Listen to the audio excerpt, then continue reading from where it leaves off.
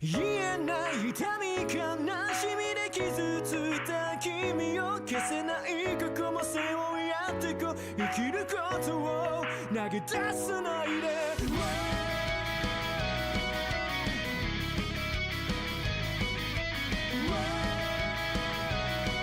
繋いだ君の手をいつか失ってしまうのかな薄れてゆく笑顔と君を守りたいから響く僕を呼ぶ声さえかれ時そう風にかき消されたって君を見つけ出す言えない痛み悲しみで傷ついた君も笑えないなんて時ないなんて言葉そう言わないで見えない未来に起こること全てに意味があるから今はそのままでいいきっと気づける時が来るだろう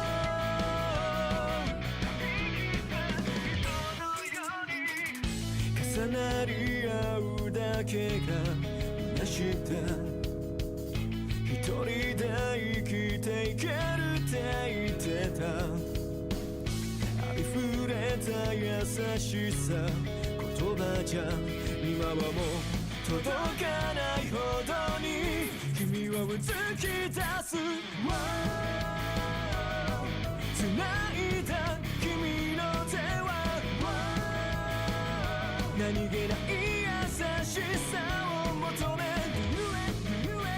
Remember 痛みを知ることで人に優しくなれるから Drive your life 言えない痛み悲しみで傷ついた君も笑えないなんて時ないなんて言葉そう言わないで見えない未来に起こること全てに意味があるから今はそのままでいいきっと気づける時が来るだろう How can you see the meaning of life 消えてく Whoa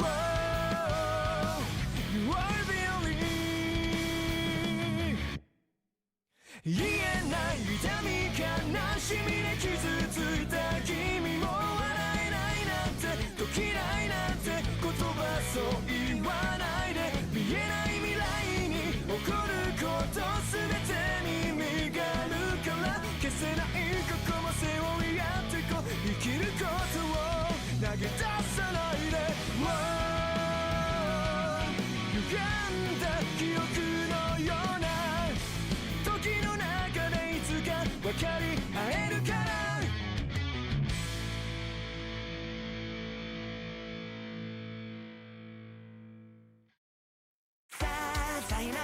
喜びたちを育てていきませんか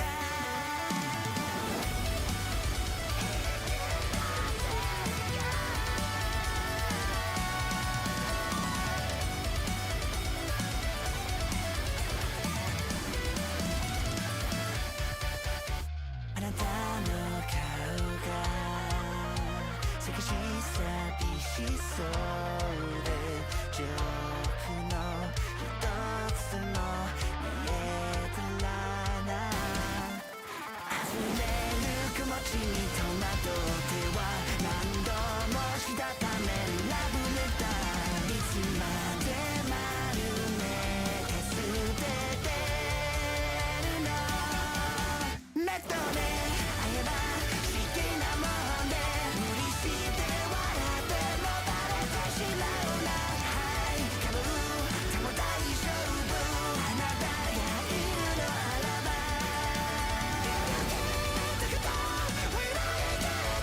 いい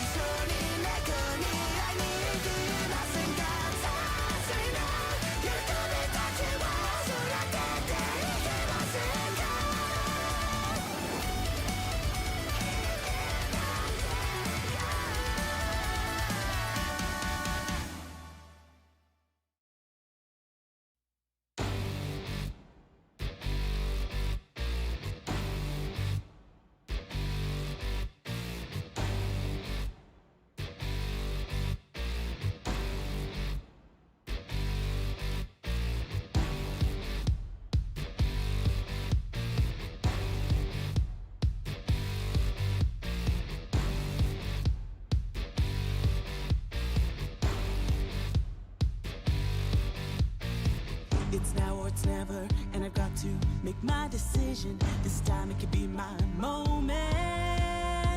Is this a mirage or a chance to fulfill my mission?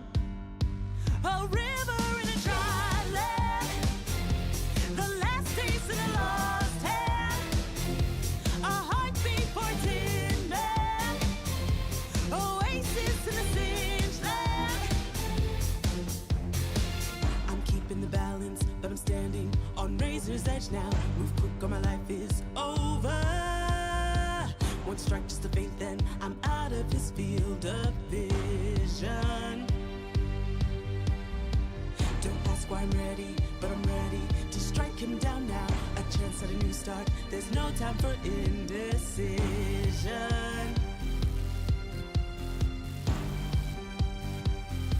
A river in a dry land, the last taste in a lost hand. When the hope of new beginnings burned our feet, now we needed a heartbeat for tin man, an oasis in a singed land.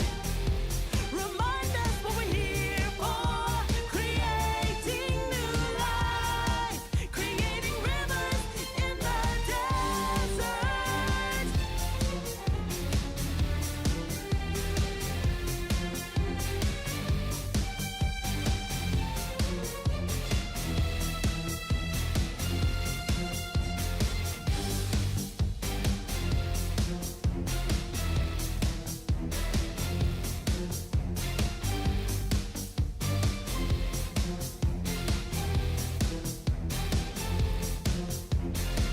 My heart is a furnace, hot as hell in my world of conflict. One goal's what keeps me going.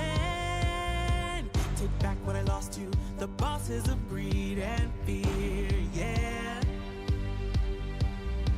Don't ask why I'm ready, but I'm ready to take them down now. A time for a new start is constantly drawing nearer.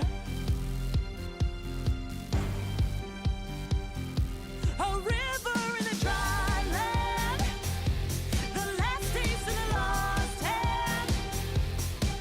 When the hope of new beginnings burned our feet, now we needed a heartbeat for tin man, oasis in a singed land. Remind us what we're here for, creating new life, creating rivers in the desert.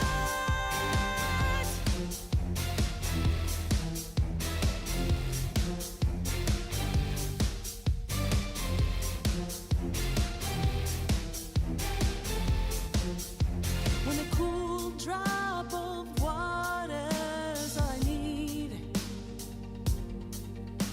gotta clear my head of anger and greed. A place to refresh heart and mind. Can I find some time in rivers in a dry land, the last taste in a lost hand.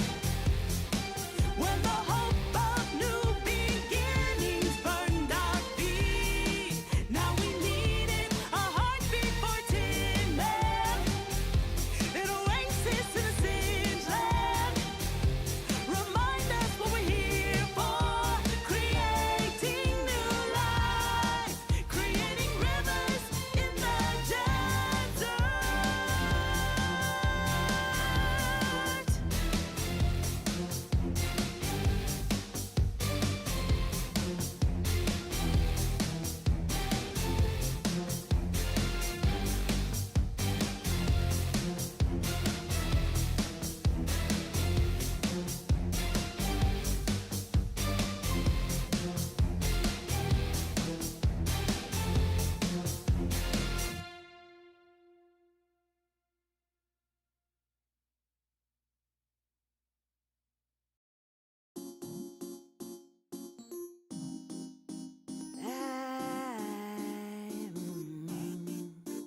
또 새 need more upside down 색깔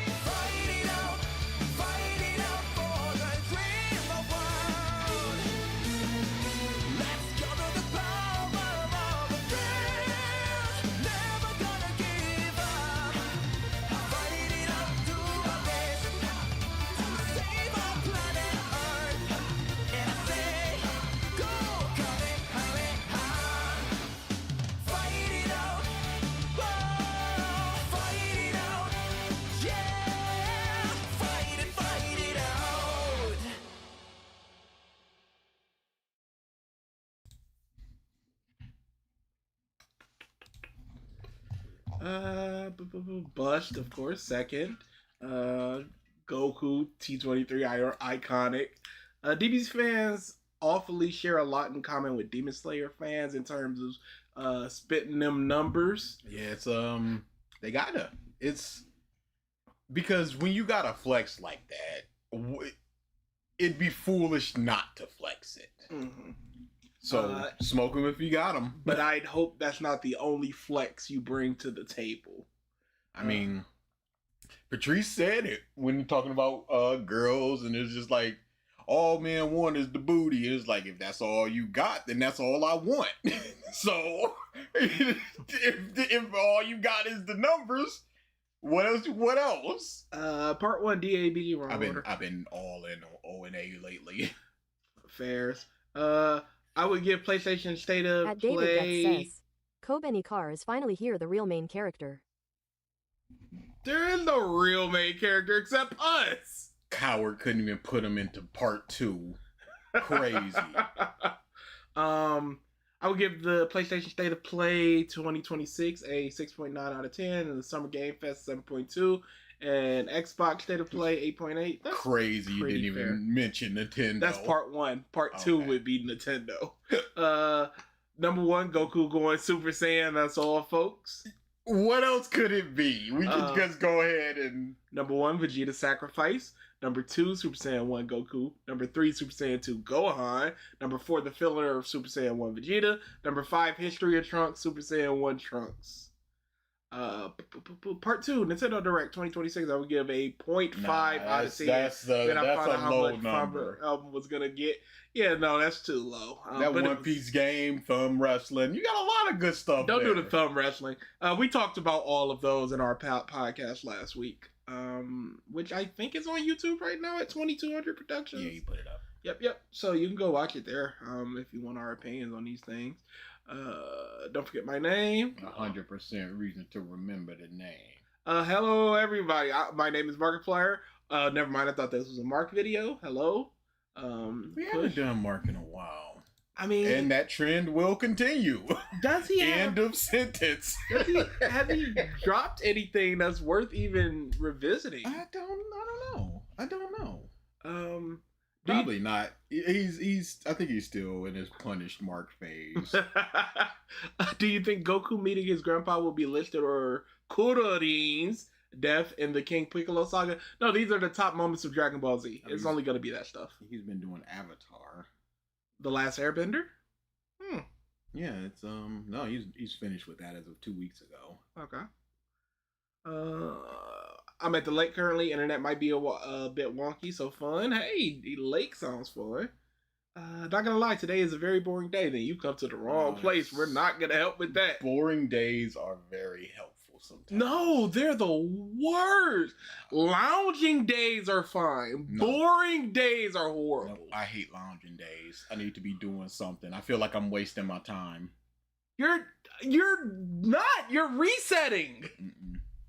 I can reset while doing something. No, you can't. That's the point of a reset. I can't. You can't lift like, right, every day. If I'm sitting there, I'm like, all right, let me rearrange my music playlist, or let me. But that's a lot. Get rid of old. I consider that doing something. No, are you thinking lounging just staring up at the ceiling for 12 hours? Phone down, watching something. That could be part of lounging. Mm-hmm. But even watching something, you're absorbing information of a series that you loved before, you may not have seen before. Like I started Widow's Peak. I mean, not Widow's Peak, Widow's Bait when that came out. It's one of the best TV shows I've seen in years. Are you doing anything else while doing that? Nope. Crazy. Nope. You're wasting your time. Nope. You wasting your time. You gotta do something, dude. Nope. Rearrange your shoes or something. You gotta maximize that time. No. Because all these newer shows are all about the second screen, so they're gonna be like, hey. Not Widow's Bait. There's a lot of facial comedy. There's a lot of what's good. Like, nah, you get 2 times speed while doing something else. Dude. There's a bit in there where they're going through the history of all the people that were in the town, and the old lady just like dead baby, lesbian. And I'm dying. You can't say that. Stop saying lesbian. Oh, I can't say that anymore. It's the way you're saying it. Okay. It's just like, oh my god, it's so good. I won't know. Widow's Bay is so good, y'all.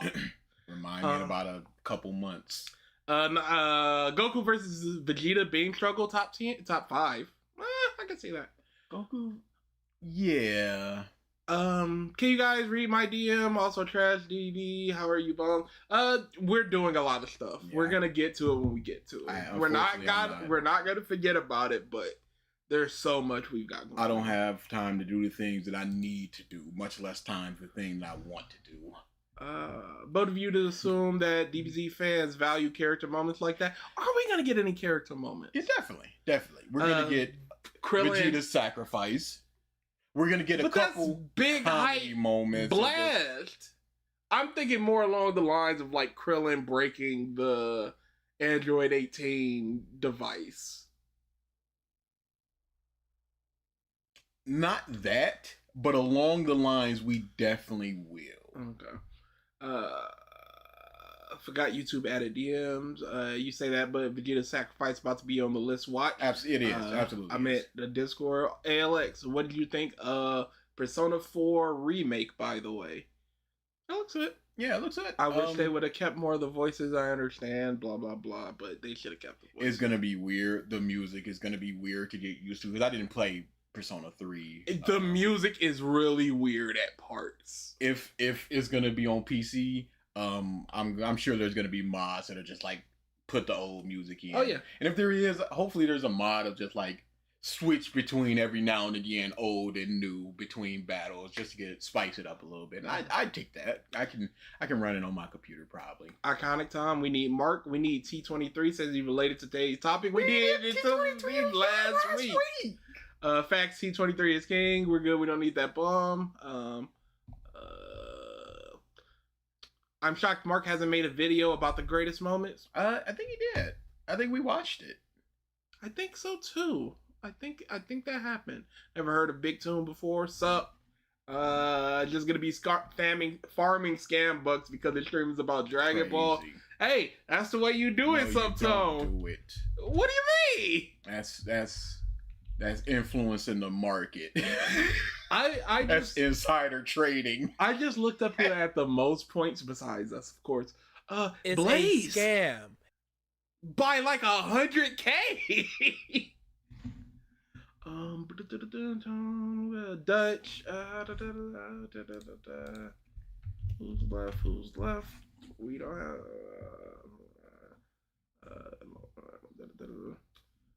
It's meant to be noir. It's good. BG Aruma. They're obscure. So good, y'all. I did. It's pretty good. Watched it in black and white. I wanted to watch it in color first, and I went, this is not correct. So I watched it in black and white. One day I'm gonna watch it in color. You sure it wasn't the Team 4-star list where the Mark meme came from? Okay, it was the top 20 fights in Dragon Ball history. We definitely did that. That's what it was. Yes, I could have sworn, because I remember that day it was like 2 videos that were similar of marks of top 20 such and such, and it was like, what are we doing? And they voted for that one. Mm-hmm. Who knows? And we'll never know. It's impossible to know, really. It's impossible to know. What's up, Hope? Oh, somebody re-up to the bums. Who was that? At Thank Dutch you, 23 says, Silver, for re-up to The the Noah bums. drama went crazy the last few weeks. It's turning really into an ant drama. I drink that drama up. Just big old one person completely in the wrong type thing. Obvious just reasons. Literally just did it, Silver. So shut up, Beer 49 months. This camera can't shut me as out. you were typing Taking it. my DDA the state of you two. I was literally doing Hey, it. don't say the state of me. I don't read this. He's even less appreciative than me. I'm not to blame. Thank you again for the super chat, Silver. Thank you again for re-upping. What up? But there's the I forget how to pronounce her name, Dame or something. The girl that made fun of Chibi reviews, and she's just completely in the wrong, and just the pile on of somebody completely in the wrong, and they double, triple, quadruple down. Love it. Love it. And now you do it, you plant this character. We'll withhold shout outs until they pay, because that's the only other option. That's a real DSP move. Just like, I'm a shout out in a minute, y'all. I'll get to it. Thank you again for the super chat, Silver. Thank you for not pluralizing scammers. No, what? No, it should have been. With me. What's up, Hope? One Piece and My Hero Academia fanboy, Gabo, Carlo, Victory Greymon, Sea Snow, Debbie D Guts, Devil Elf, Racketeering Rat, Don Sean, Jay, Anko, Unknown, Furious, Dutch, Norabel, Det, Silver, and Ultra Boy. Yeah, Davey, that is clearly it didn't happen, but it bothers her and it makes her seem weird to people who are looking at it, just poking their head in and out. So people will do things like that. Mm-hmm. I would prefer that they stick with the things that she did, but internet's gone internet. Internet's gone internets. So we are talking ranking the greatest moments. It's crazy to me that someone can be so unlikable that their GF cheats on them and all of your friends in your circle side with her. Yeah, the chibi thing is a whole nother thing, but you can't actually to somebody in that the whole it's a pure ad hominem of, hey, here is a legitimate critique against Dame, and it was just like, oh, yo, you got cheated on, you got cucked. It's like you're not addressing what the issue is. Yes. That's the biggest thing. It chibi sucks, but if you're gonna have a discussion, let's have this discussion. It's again the meme. You're not criticizing in the right way. Yes. I could have sworn I said Carlo. Maybe I watched over Gabo, Carlo, Victory, Greymon, Sea Snow. I definitely did DVD Guts. As an avid Dragon Ball lover, it's kind of fun to see people like y'all dog on it. Yeah, it's fun to watch people dog on your series, especially if they're right or the person doing it in the positive way is a bum. There were some good critiques to be had in that Dressrosa disaster, but it was so incompetent. It was filtered between 40 people making 40 points. It was crazy bars.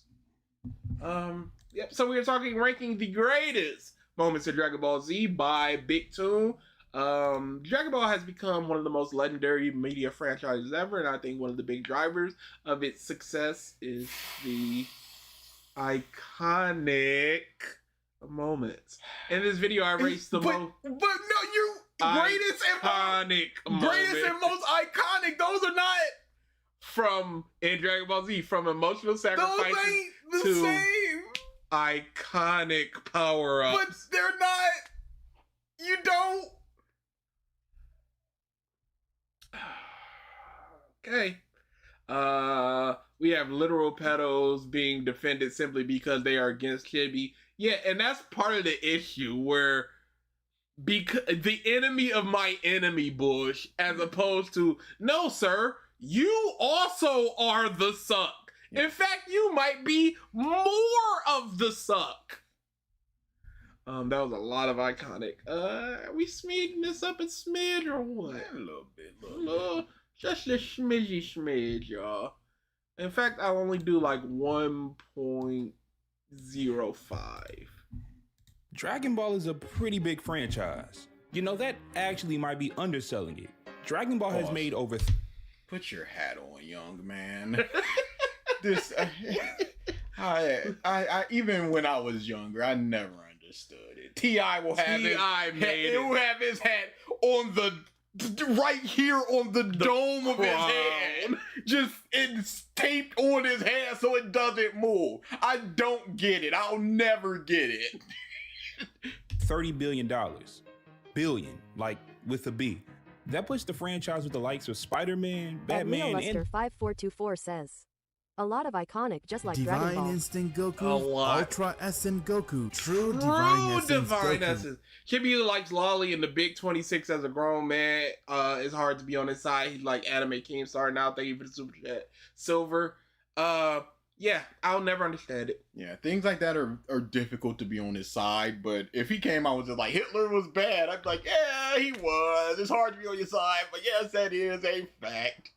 But just going, hey, you're being hypocritical. I think that's pretty straightforward to say, even if you are a straight pedo. The MCU as a whole. And while there have been many different video games and series that have hold on, like sorry. with a B, Dragon Ball has made over $30 billion. Games 30. and series that have helped the Dragon Ball franchise get to this point, it is inarguable that Dragon Ball Z is the main driver. Is he using the Wii Shop music? of its Better than success. Persona. So that made me think, what makes this series that big? I mean, I have my own reasons which revolve around storytelling and creativity, but there's gotta be some No, it is fair to say storytelling and creativity when this was amongst the first things you watched as a kid. So, of course, you had almost nothing but episodic television when you were growing up. So you've got this, gotta tune in, fear of missing out because you missed one episode. You're basically stuck for weeks, months until they rerun it. So I can see that argument when you are a kid. But that doesn't really have anything to do with its creativity because it's just Yes. a long-running series. Any series, any anime from Japan that was not episodic could have came over here and would have been just as creative if we're using that metric. Mhm. Correct order, fighting gimmick, big ups. universal aspect that draws us all here. The moments. The moments I wouldn't are say- what drag us to this iconic status. And David Guts says, "This man has some voluptuous cheeks like a chipmunk." He's got the academic build of his face. So in today's video, I'm gonna be ranking the best moments in Dragon Ball Z. Now, of course, these will be my opinions, but I have a feeling that most of y'all will agree with a lot of this. I mean, if we're talking about, what is this, 20 moments? We're talking about 20 moments in Dragon Ball. If There's collectively maybe- 35. Yeah, there's 35 muffin moments that can't be talked about like this in Dragon Ball. Of course people are going to be like, yes, Super Saiyan. Yes, Super Saiyan. There's gonna be a lot of overlap. It's gonna, yes, Overlap. of course it is. Starting this off is Tien's Neo Tribeam. I wouldn't have put that there No. for someone. It is Tien doing something, but it Yes. doesn't make sense. Yes.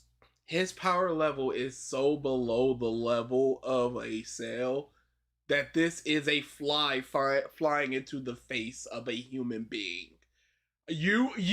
I felt what you did fly, but it did nothing to me. Should have been Cooler and Broly walking through the blast. Just like this means nothing. Nothing. And then you look at Perfect Cell when he first rocked up. Trunks transforms and starts punching him, doesn't even move. I don't know if he was transformed or not. Yeah. But he doesn't even move there. And Trunks is so much stronger than Tien. And, the jump between Semi-Perfect Cell and Perfect Cell is a power scaling issue that we can get into if you would prefer. I would not. All right. But I don't think that the gap is closer between Tien and Semi-Perfect Cell as it is non-transformed or transformed Trunks to Perfect Cell to make Tien move him and Trunks not even be able to move him. I got the feeling most of y'all are gonna agree with this, so your takes are nothing special but pure normie status.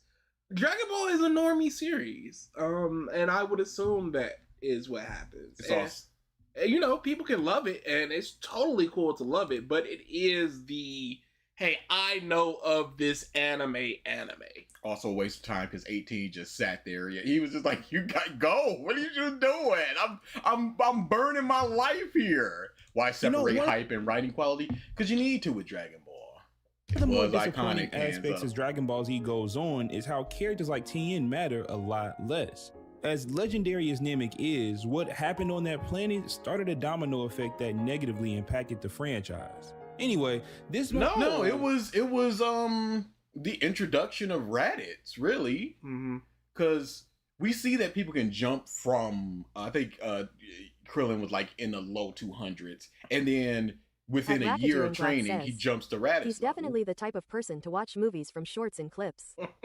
Yeah, it jumps to Raditz level, but you're looking at a Goku and a Piccolo who jump from roughly Raditz level, like half of Raditz level, so like 5 times of a Raditz.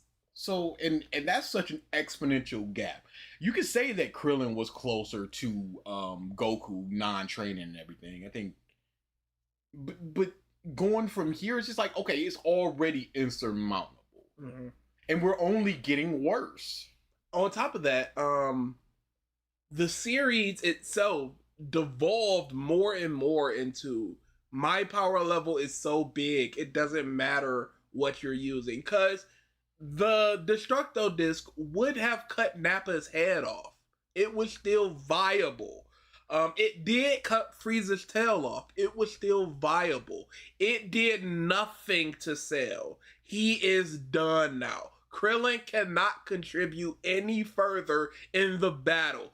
What they should have done was have them do more things of investigation and trying to find things, so these people did have things to do. Because that's what Krillin was doing a lot of. He was going to find out where Little Cell was with Trunks, and they destroyed Jiro's lab, and I think Piccolo was there as well. That would have been a viable way to insert these characters that cannot fight on the battlefield anymore. But no, all we get is battlefield, battlefield, battlefield. And if that's the case, there's nothing for a Tien. There's nothing for a Yamcha. And then when you have a moment like this, it makes 0 sense. 0 sense. moment is really cool to me, not just because it showed that side characters still mattered, but also— No, he did not matter here. He did this. He passed out, and Goku came and got him, and then nothing changed because Cell still got that muff. This did nothing but delay for 35 seconds. It's so fabricated that he can even do this. We have to first accept that he can do this. And I don't accept that he can do this. Flat out. Yes, Bulma is the blueprint of what a lot of the Z fighters, once they fell out of relevance, should have been. Truly delayed the inevitable. And he's like, oh, he mattered. Like, it didn't. It didn't even delay it significantly.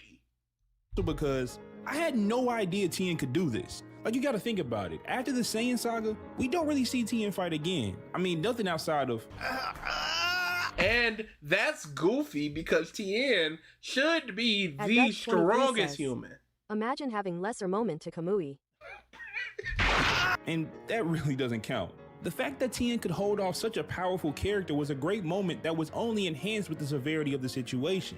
Vegeta and Trunks I would love to ask him, do you believe that it's justified for him to be able to do this? Yes. Based on everything that we've seen from Cell, semi-perfect Cell, the people that have gone against him, his strength threshold, what we have and haven't seen of Tien, do you think this is justified?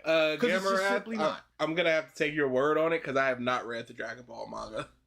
Yeah, it is the Destructo Disc is. Filler? Cool. In the chamber, Piccolo was dying, Goku and Gohan were too weak to fight Cell, so everything was on Tien. And even though it almost cost him his life— No, everything wasn't on Tien because Goku could have went down there, held them off, and then came back. But they needed to have them there at full power, waiting for the second that Vegeta and Trunks left the hyperbolic time chamber.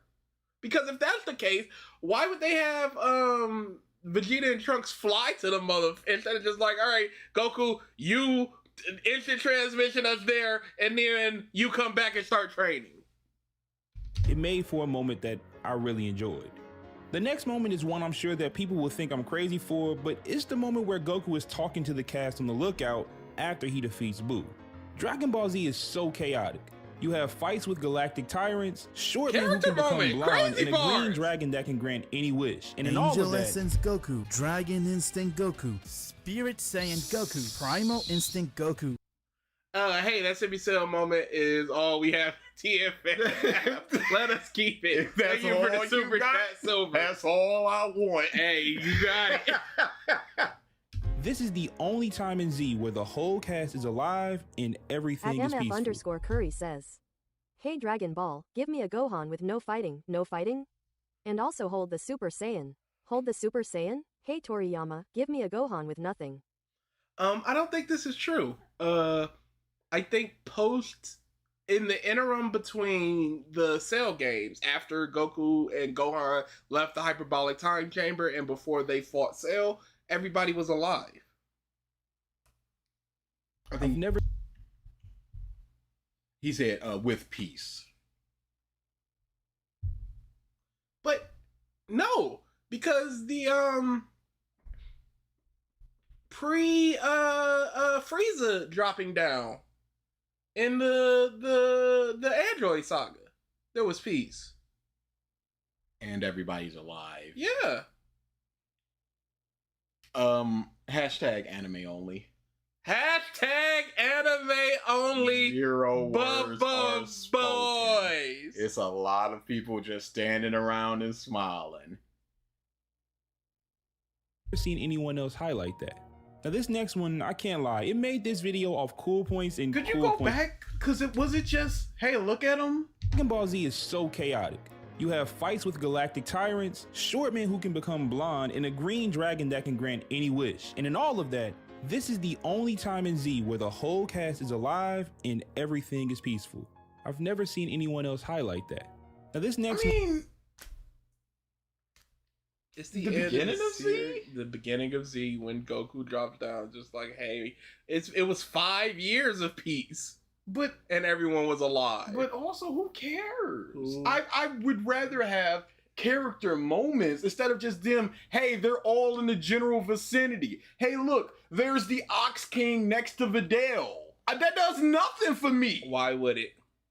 I can't lie, it made this video off cool points and cool points alone. There's no super deep explanation or crazy implications it had on the story, and as a matter of fact, I think it was kind of pointless in retrospect, but the moment where Goku and Vegeta become Vegito is awesome. I was all for the idea that fusion would be just for Goten and Trunks as a way to stay relevant in the battles ahead, but to see their fathers not only fuse, but to fuse in a different way than their sons was something to remember. But this is Angel Essence Goku, Dragon Instinct Goku, Spirit Saiyan Goku, Primal Instinct Goku. Hey, I like the stuff with Gohan getting to be a normal kid in the Boo arc. Liked it even as a kid. Thank you you're for the super supposed chat, to Anka. like it. That's the only response that you could possibly have. No, people hate it. That's the only one. Thank you for the Okay. super chat. Yeah, Uncle. Was there no time and peace after Namek? Sure, Goku's not there, but they are all alive and will eventually come home. Absolutely. It's just not a very good metric. But again, this is one of those things where I would ask him, are you okay with the situation? Are you okay? How we got here? Are you okay with them just going, oh, here's these earrings that can just fuse you permanently? Yes. And here they are, and they can do work for everyone instantly forever, and it's fine. And here's Vegeta. I know we said that he wouldn't hit a body, but King Yama kept him around just in case.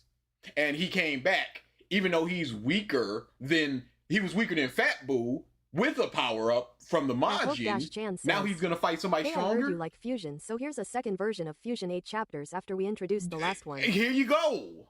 Gohan Goes to High School is amongst the best Dragon Ball Z stuff out there. Yes. Goku and Vegeta's thumb up. It was good. I like that. I had the god-awful orange bricks for Dragon Ball Z, but I vividly remember watching that fusion over and over again. And another moment from this saga that is super underrated to me is Boo's just human fusion. Fusion cool. extermination attack. Another moment from this saga that is super underrated to me is Boo's human extermination attack.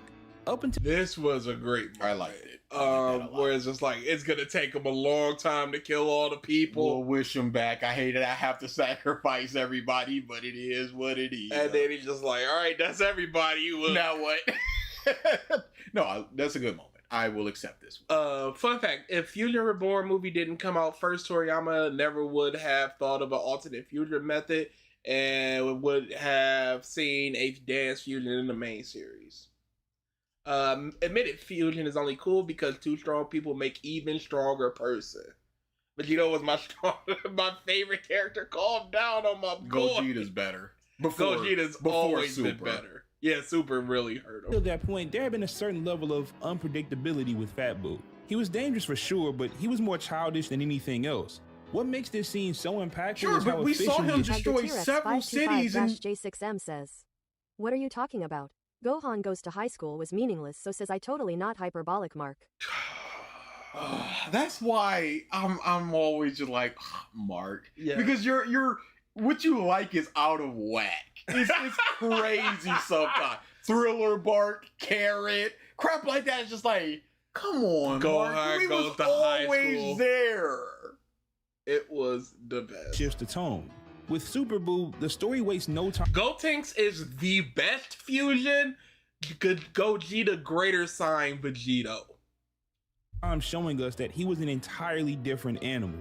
What's crazy is that he does it because he's bored. He literally obliterates nearly the entire human race, not out of strategy or necessity, but because he's impatient. It tells you every— But Fat Boo did that because he was having fun. He turned an entire city into candy. It's filler. Yeah. Who knows? We'll never find out. But you know, this is the Boo mentality. everything you need to know about his temperament. It's not a gradual build-up either. This is literally how we're introduced to him. That attack works as a character introduction, a thematic shift, and a ridiculous escalation all in one. That's not the character introduction. This was at least a couple of chapters after he was introduced. The first thing that he did was kill the dude that killed Boo, or B, or at least shot B. Yeah. That was the first thing that he did.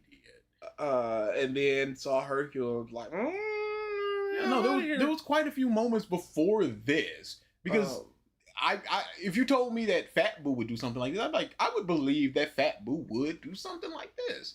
And I could also believe that he would fly down and actually do the thing that Piccolo said that he was gonna do. because that would be fun. Thematic shift. Oh yeah, thematic shift. Sorry. What? What do you mean by this? The series didn't get any Annalyn darker or Soriano T anything. says, "So what are the differences between Gogeta and Vegito personalities? They both toy with enemies, they both smirk and get cool on weaker opponents." Vegito was more of the fun-loving. He's the Aloof. Goku type personality out front, and then Vegeta on the back end. Gogeta, no words, pure action. Get this done. Serious face. I'm gonna knee you in the face, and then I'm gonna do my sparkly, and then you're gonna punch me. It don't matter because you're on my more shinderu. Nani. And that's why I liked him more there. It was just pure action. I'm stronger than you. Cut all this kid Gohan Super Saiyan 2 in Let me Ultimate toy. Gohan toying with you bush. Cut all that out. No Get nonsense, no business frill. done, and we gone. Not a word. And we'd seen planet-destroying moves before from Frieza, Cell, and really anyone since the Saiyan saga had the ability to do so, but never like this. Never something that systematically wiped out everyone. The way the beams rained down all across the world, targeting billions of people at once, it could very well be the most impressive showcase of ki control in Dragon Ball Z. It's also a little bush that everyone just kind of stood around and waited for the beam to hit them. I mean, if you want to take it as these are flying at light speed, which No, but even that, when he reads where a person is, if they're walking, they're no longer there. Sure. It takes time to start, look around at everybody, put your arm up, and the beams to come down. But I think there was some that were just indiscriminately just Kind of going everywhere, yeah. And I think there was something like less than 20 people left on Earth or something.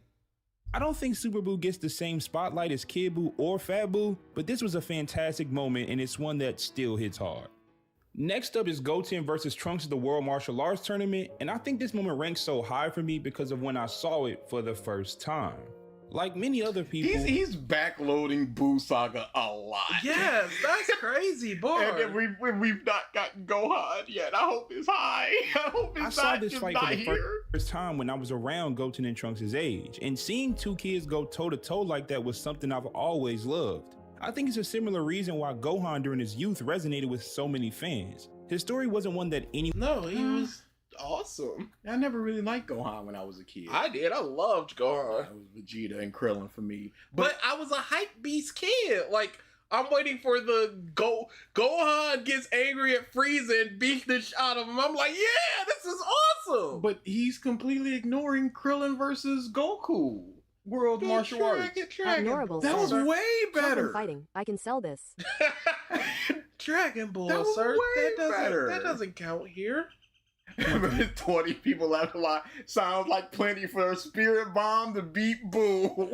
Or it's Zamasu, the spirit sword, dimensional spirit sword. I've never seen this move, but here it is. Goten versus Trunks. These malnourished people giving all their life for this? Unwillingly, by the way. Goten versus Trunks is like Ino versus Sakura in the Chunin exam. Big sleep. Yeah, it's especially one of those things where this is the first time that we're actually seeing these two people fight. So we don't know what they can do. So them just popping things out, it's just like, oh, I guess they can do that. When he does the Kamehameha, it's like, oh, I guess he can do the Kamehameha. When he does a final flashlight thing, it's like, oh, I guess he can do that.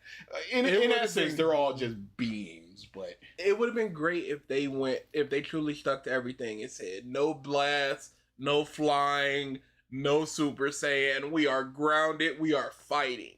Because then we could get a little bit of that Goku Krillin-esque type fight. you see Trunks' influence of Vegeta being more brutish and just going in, punching and kicking and no strategy. But then Goten was trained by Chi-Chi and she's a martial artist. So it's a lot of dodging and trying to redirect blows and stuff like that. That would have been very good. Yes.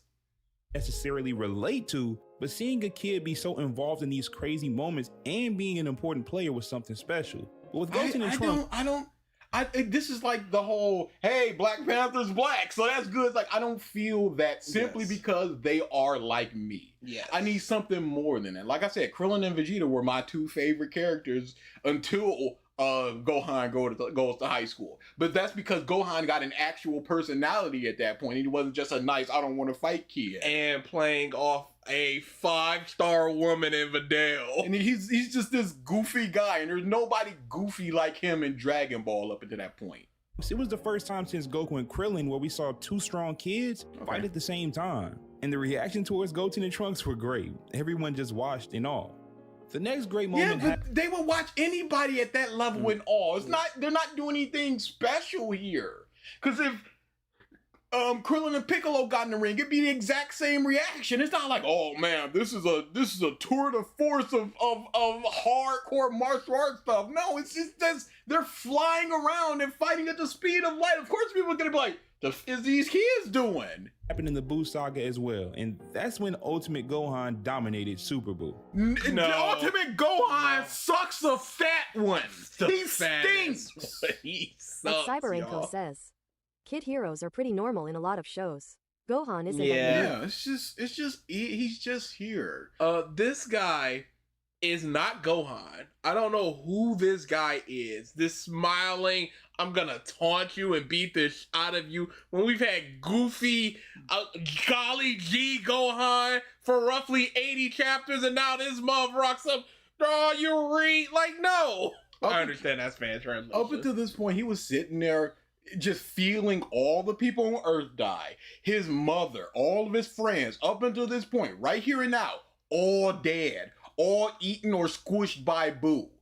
And he's just sitting there smiling like, that all you got? Come on now. And he learned nothing from Cell. This was the exact same thing that happened before. And he's still just not taking care of business. It stinks, but big strong, big punch, big scratch. Tried to scratch He the scratched me by accident. Wasn't no accident, pieces. You sick of me. Like, just Oh, the cute, big just like, hey, this mother talking about Ultimate Gohan. I secretly like him. Let me cause pain to him. I gotta act like I don't, but then I gotta slyly hurt him. I'm gonna trade him to like Ultimate Gohan. Nothing like a good old-fashioned beatdown from a fan favorite, and it was perfectly timed too. Gotenks had just lost Super Saiyan 3, Piccolo was too weak, Goku was dead, Vegeta was dead, everyone on the lookout was dead, and right before Buu would kill Gotenks and with them the hopes of saving the Earth, Gohan comes in and wipes the floor with Buu. A great way to surprise the characters with Gohan being alive, and a great surprise that he now had this level of power. I'll say up to this point that most of my picks have been more superficial. Nah, that's not it. I can say that they haven't been super deep. Up to now, these moments have made this ranking just because I thought they were cool and I liked them. But now we're taking a step up. Most of these moments from here on out are moments I love, but I love them because of how the story was written around the moment itself. Oh, no. And the best way to demonstrate what I mean is by talking about the next moment, and that is when Vegeta finally became a Super Saiyan. No! At this point, we had only seen 2 Super Saiyan transformations, and Vegeta was the only one left out. So it was satisfying. But do you think that is He good? wasn't the only one left out because Gohan's a Saiyan. Man, shut up.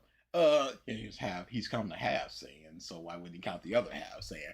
But he's just rocked up as a Super Saiyan. We still don't know the parameters to turn into a Super Saiyan. It's no longer special if Goku can do it and then this kid rocks up and do it. It's just another Super Saiyan coming in and just like, okay, so he's a Saiyan. Of course he's gonna get Super Saiyan. It's just gonna happen. He comes in cocky. You just go, oh, he's got Super Saiyan. And he turns Super Saiyan. You just go, okay, so he got Super Saiyan. And then he starts punching and kicking him. And this is just the Ultimate Gohan where big transformation, beat down. This is gonna be a lot of this, isn't it? Yes, of course. It's fine to see, no doubt. But this moment is also one that was built up to for so long. We I watched don't think Vegeta. it was built up for so long. I Definitely think not. If you're talking about Namek, what is this? 30 episodes removed If At I'm MF thinking underscore from the like, first time says, Super Saiyan was said? Toriyama, hello my fans, I made high school Gohan. Hope y'all enjoy his character. Fans know we need old Gohan back, he needs aura and suffering. Toriyama, I guess I make Gohan big strong again. Hey, we have to. We have to make him big strong. Yes, this is filler. But you know, seems like he's just mixing the two in terms of. to leave Earth to go train alone. And then before that, we saw his reactions to both Goten and Trunks being Super Saiyans. And then before that, we watched Vegeta talk about the Yeah, he legend was of the just kind of big mad. yeah, I want to be that too. I want to be that. It's stronger, and I want to get stronger. That's not the build-up. It's not like we saw flashes of him turning, but he couldn't quite get there yet or something. And then some big cathartic moment happens that we get to see in real time that finally allows him to accomplish that feat. Wait, what's going on here? What? What are those spear chuckers? What is this? Is this from the Namekian Book of Legend? Or is it just the Saiyan Book of Legends? It's just like, yeah, it was a Super is Saiyan. this how Vegeta saw? How he imagined it. Yes! Just a bunch of primitive spear chuckers trying to fight the big, strong ape man. And he just wasn't having it. And, 6-year-old Vegeta heard the story. Wow. Yeah, and then 30 years later, he never went, no, hold up, pass me. Spears? That's not a very good weapon. Was he really just a big monkey? Why do I think he's a Super Saiyan if he's not a big monkey? Yeah. What's a Super Saiyan? Super Saiyan throughout the Frieza saga, and this moment quenched Vegeta's thirst to finally feel like he was ahead of Goku. And at this point in the story, that was something Vegeta had been dealing with for years. This can't be a good victory for Vegeta because No. he's literally having a heart attack. This man is on the ground clutching his chest in Cooked. agony. He has a debilitating disease. This cannot be a, hey, I'm better than you. It's like, yeah, you're sleeping, I'm not a Super Saiyan, and I'm awake and I'm a Super Saiyan. My number's higher, so I'm stronger than you. Come on now. It's Superman, Batman, I'm the one who did this to you. Outside of that, it was great to see Vegeta kind of being a hero. I mean, he did save the day here. And At the Saiyans Rapatirot says, man, if you really think about it, the Saiyans of the past are kind of a bums if a single Super Saiyan is glazed as a legend. Legend. And if we're not, if we're taking like, there's no strength threshold, and Bardock was seen as like what the is this dude at a 10,000? That dude had to be like 7,000. So times that by 50, he's not beaten in Raccoon. Captain Ginyu would have put hands Beat the brakes off that muff. In the day is a common trend in Dragon Ball, and the next best moment is proof of that. There's something different about Z Future Trunks. I think they were in the like 50,000. Yeah, no, they were closer to 80. Ginyu was shocked at Goku's 180,000, but he also recognized that he was a little baby man. I think they were. I thought they were closer to the millions, so that's why I was. Don't get on me. My power scaling is still up there. First form Frieza would have beat the brakes off him. He just seemed way more tormented about the state of his... What is this part? Saving the day is a common trend in Dragon Ball, and the next best moment is proof of that. There's something different about Z Future Trunks. He just seemed way more tormented about the state of his world when the androids were responsible in comparison to Goku Black. Maybe it's because he had already dealt with losing all of the people close to him. I really don't know. But what I do know is that Trunks going back to the future and taking care of those responsible for ruining his world. The last three have just been all big beat down of the strong hero to the weak. He finally accomplished this goal, and now he can beat the bad guy. He's not exploiting any of his knowledge about them from the past. He's not using any strategy. It is just, I'm so much stronger than y'all now. Get this blast. This means nothing, especially when he won 0 fights that he wasn't completely stronger than somebody. He'd be in all them mooks, Frieza, King Cold, who was just factually, numerically stronger than, and then he did nothing, and then he's just beasting on these two. Multiples of numerical. We're not talking about, oh, he's 70k stronger than him. I'm talking like, he is 2 times stronger than a Frieza. And now we're supposed to look at this and like, oh, he's so awesome. He ain't do nothing but cry and die.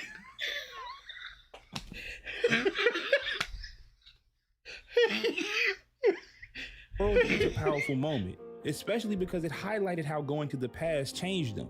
And not just when it comes to him. Yeah, he got stronger. Yeah, that's the change. He went into a room that made you stronger, and he came out stronger. It's not like he went to the future and just went, I met your past selves.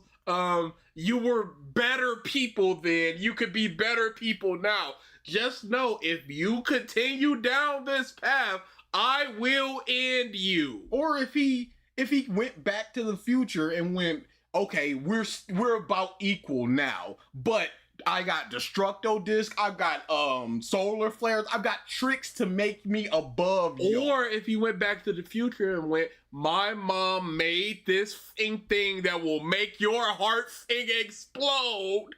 Don't test me. And Hope Dash Chan says, "Is funny how similar Trunks is to Yajirobe in story." Fairs. Being stronger, but in the way he took out the androids. It juxtaposed the way we just witnessed Gohan toy with Cell and ended up costing him his father. Trunks couldn't afford to lose any more people, and that was clear in the way he took out the androids. I don't think that's what his purpose was in this. I think this was pure aura farming. Yes. That's all. It wasn't like, oh, they're gonna do something desperate if I don't take care of it, because he's doing this stuff. Yeah, this is aura. Trunks couldn't afford to lose any more people, and that was clear in the way he took out the androids. All right, this next one is tricky for me because I'm not a huge fan of what happened afterwards, but man, the shock that Super Saiyan 3 was is something I'll never forget.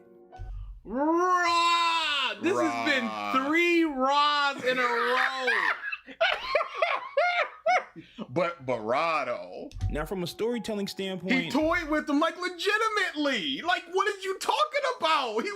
He wanted them to feel that despair for a little while. He's punching them, not punching through them. He's just punching them to get them hurt. Like, look at me. Buy the toy. I don't like that it wasn't teased or foreshadowed at all. I don't like that we really didn't get to see Goku train for it either. So, being teased or foreshadowed would have made it better to just be like, oh yeah, there could be something further beyond. Let's reach for it. Was Tien being able to hold off somebody who was multiple times stronger than him teased or foreshadowed? Rah, we in a DBZ pep rap. This is the DBZ fan of just, here are the moments. And he had to caveat it as, I'm not a big fan before or after, but Jordan, hey, yo, this is 17 above all them other stuff. He had nothing negative to say about Trunks versus Goten.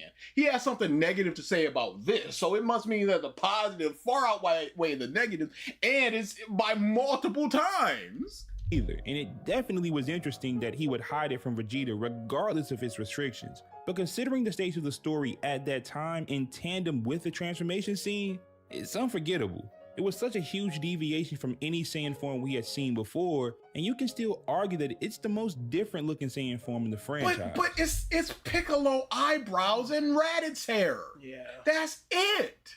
It looks different. What does that do for you? And you go, oh, it looks different. I go, okay, where does the eyebrows go? What is the big Cro-Magnon caveman eyebrows? What's the deal with that? In the Dragon Ball franchise, you can't with Super Saiyan 4. You can't.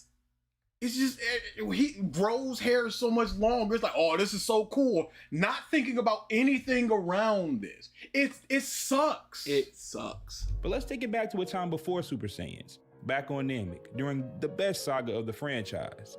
Gohan and Krillin were searching for the Dragon Balls, and so was Vegeta, and so was Frieza. Gohan and Krillin, I mean, to be honest, they were just fortunate not to get killed in all of the madness. Vegeta came up with an ingenious plan to gather all the Dragon Balls, and the ever-looming threat of Frieza could not be ignored. So as an audience rooting for Gohan and Krillin, it was hard to see a way that they would be successful. But things got much worse. No, they can be successful since they're the only people with a radar. And the enemy cannot sense their powers, so they can sneak around like that. Yes, they can sense. They had advantages the other people didn't. The other people were stronger, but there were things they could do that other people literally could not. With only a movie win, like legitimately, he don't win nothing. What's the difference? Dude has no eyebrows. The only unique that Goku did in SSJ3 was biting Boo. Imagine Raditz with Super Saiyan 3. I think there's a card about that, but Raditz is the one we need. Not Raditz, Nappa is the one we need to worry about. Yeah. What? Big beard or just no eyebrows? Even Vegeta got... Yeah, what would be the difference between 1 and 2 for him? Spikier beard, electricity. Scared of what was to come. And my next two moments build off of that tension. When the Ginyu Force showed up, it seemed... He better include in Gohan saving the kid, because that was much better. Was it fight? I mean, this is fight. The terror of Birder. Run! Here comes Jace. Goldo's on the hunt. Hopeless for the Z Fighters. We knew that Goku was on his way, and Vegeta even teamed up with him, but going up against 5 super strong fighters, 4 of which were stronger than Vegeta, seemed like an raw fight. Big fight. But all this is they're stronger than Vegeta, because you got your Dodoria and your Zarbons, they were already stronger than Gohan and Krillin. Yeah. So we've already got this. Zarbon was also stronger than Vegeta until he got his Zenkai boost. So people being stronger than the stronger is nothing new here. This means nothing. This is just 5 people that are just stalling until Goku comes. Obstacle they wouldn't be able to overcome. That dread and hopelessness was great. Spicy says, how is Vegeta smart for collecting the Dragon Balls? I will collect the Dragon Balls, Einstein over here. What a plan. When you're watching and reading the story, you really get engaged. But when Goku shows up and essentially beats them by himself, you kind of had to go, beat down and rob. Another, here he comes to beat down somebody because he's so much stronger than him. My goodness, can we get a back and forth fight? What is this beat down mentality? This dude is just like, this is all I'm here for. What the f? I mean, Goku was always Mr. Save the Day. He did it against Piccolo and Nappa, but the whole Ginyu Force? And he was beating some of these guys. But we don't know to this day how strong they are. Yes, this is meaningless when you consider the entirety of what's going on here. All we know is that they're stronger than Zarbon, but weaker than Frieza. And they're all under 100K. And we don't know, I don't know, again, you might have been 130K. But Raccoon versus Birder. Who's stronger? I think Jace was the second strongest, but how much stronger is Raccoon than Birder, or vice versa? We don't know. With one Is attack, that speed compensating for his lack of strength so he could beat a Raccoon even though he's weaker? We don't know. So it's just 4 months of nebulous strength rocking up going, big Raccoon fighting Bomber. And one guy that had a super special power who was pretty weak, but at least he had a power that Muzz would be like, hold up, he's stopping us in our tracks. He's stopping time.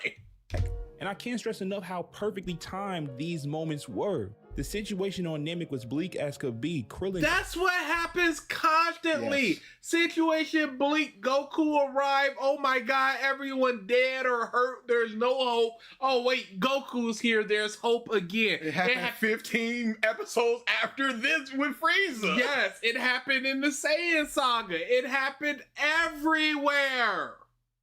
Because Move. Toriyama got one story. Vegeta I don't mind the move. beat downs here and there.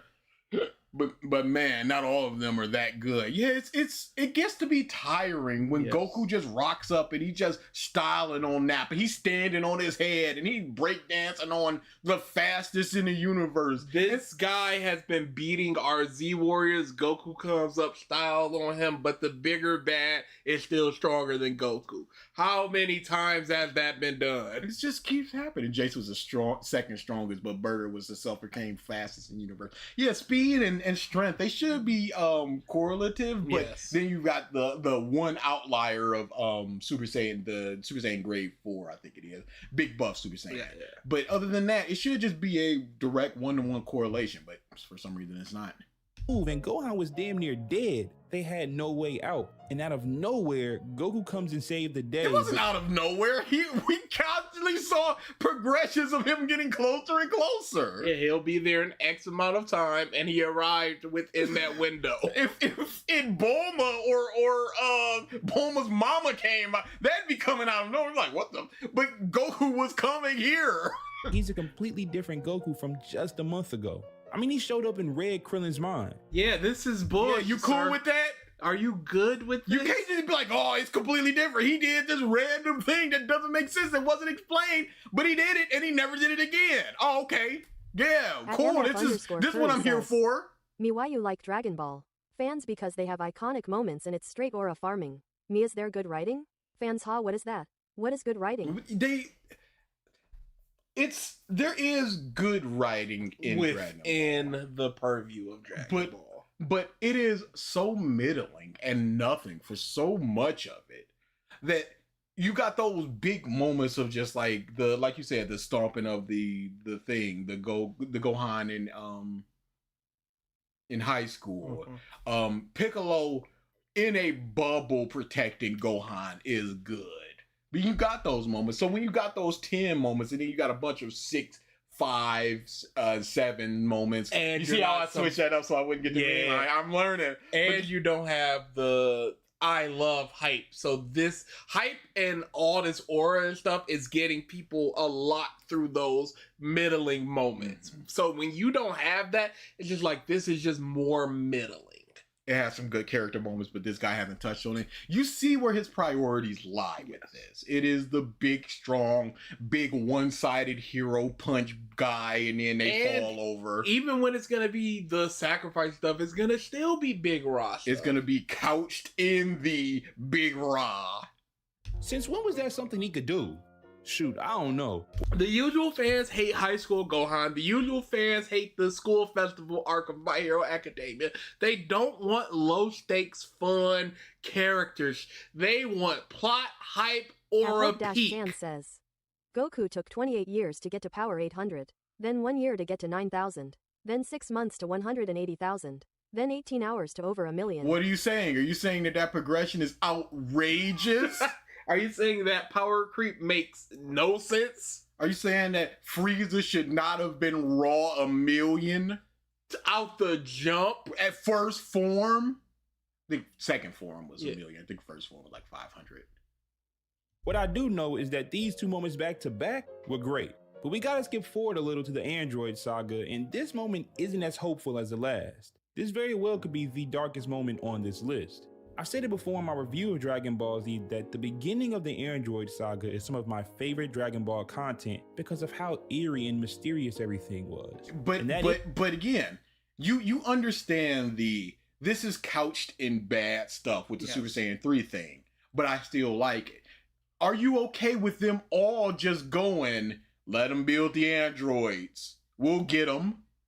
We didn't get any description on who they are. We didn't get any description on their actual strength. Nothing. We don't know anything other than when they're going to attack. And they were already, they killed at least a dozen people. Y'all cool with that? Y'all allowed that. Great. A great time for the Yamchas and the Bulmas of the world to try to find out where these androids are being built, as opposed to, because Yamcha knows he's not going to be doing nothing here. He's here, he gets stabbed through the chest, he should have known off jump, you're not going to be anywhere near this.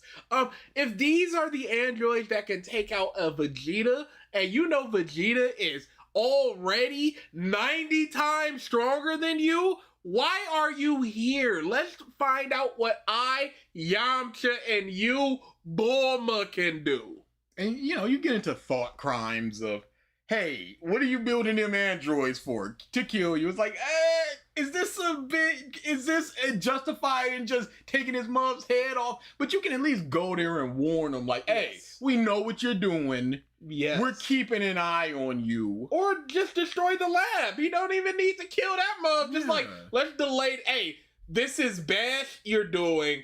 It's gonna kill everybody. I'm gonna destroy your lab. Says, no one ever talks about Boo saving a kid and a dog. The only That's villain character character stuff. who's supposedly true evil, being the least evil and the most likely to change for the better. Him just chilling in his house pooping. That's good stuff. But at the very least, you can get them done up for kidnapping. Because I think they 17 and 18 were kidnapped, if I'm not mistaken. They were experimented on. They did not volunteer. You can, at the very least, get them for that. Maybe some minor pedophilia, because they were teenagers. I don't know. You can fabricate some crimes. You're the police here. You're the richest girl in the world. Yeah. Pay some stuff on them. Yeah, pay some moms off. Pay the judge off. Mr. Judge or Miss Judge, I'm going to give you 10 million zenny to just wrap this up. Yeah, they'll take it.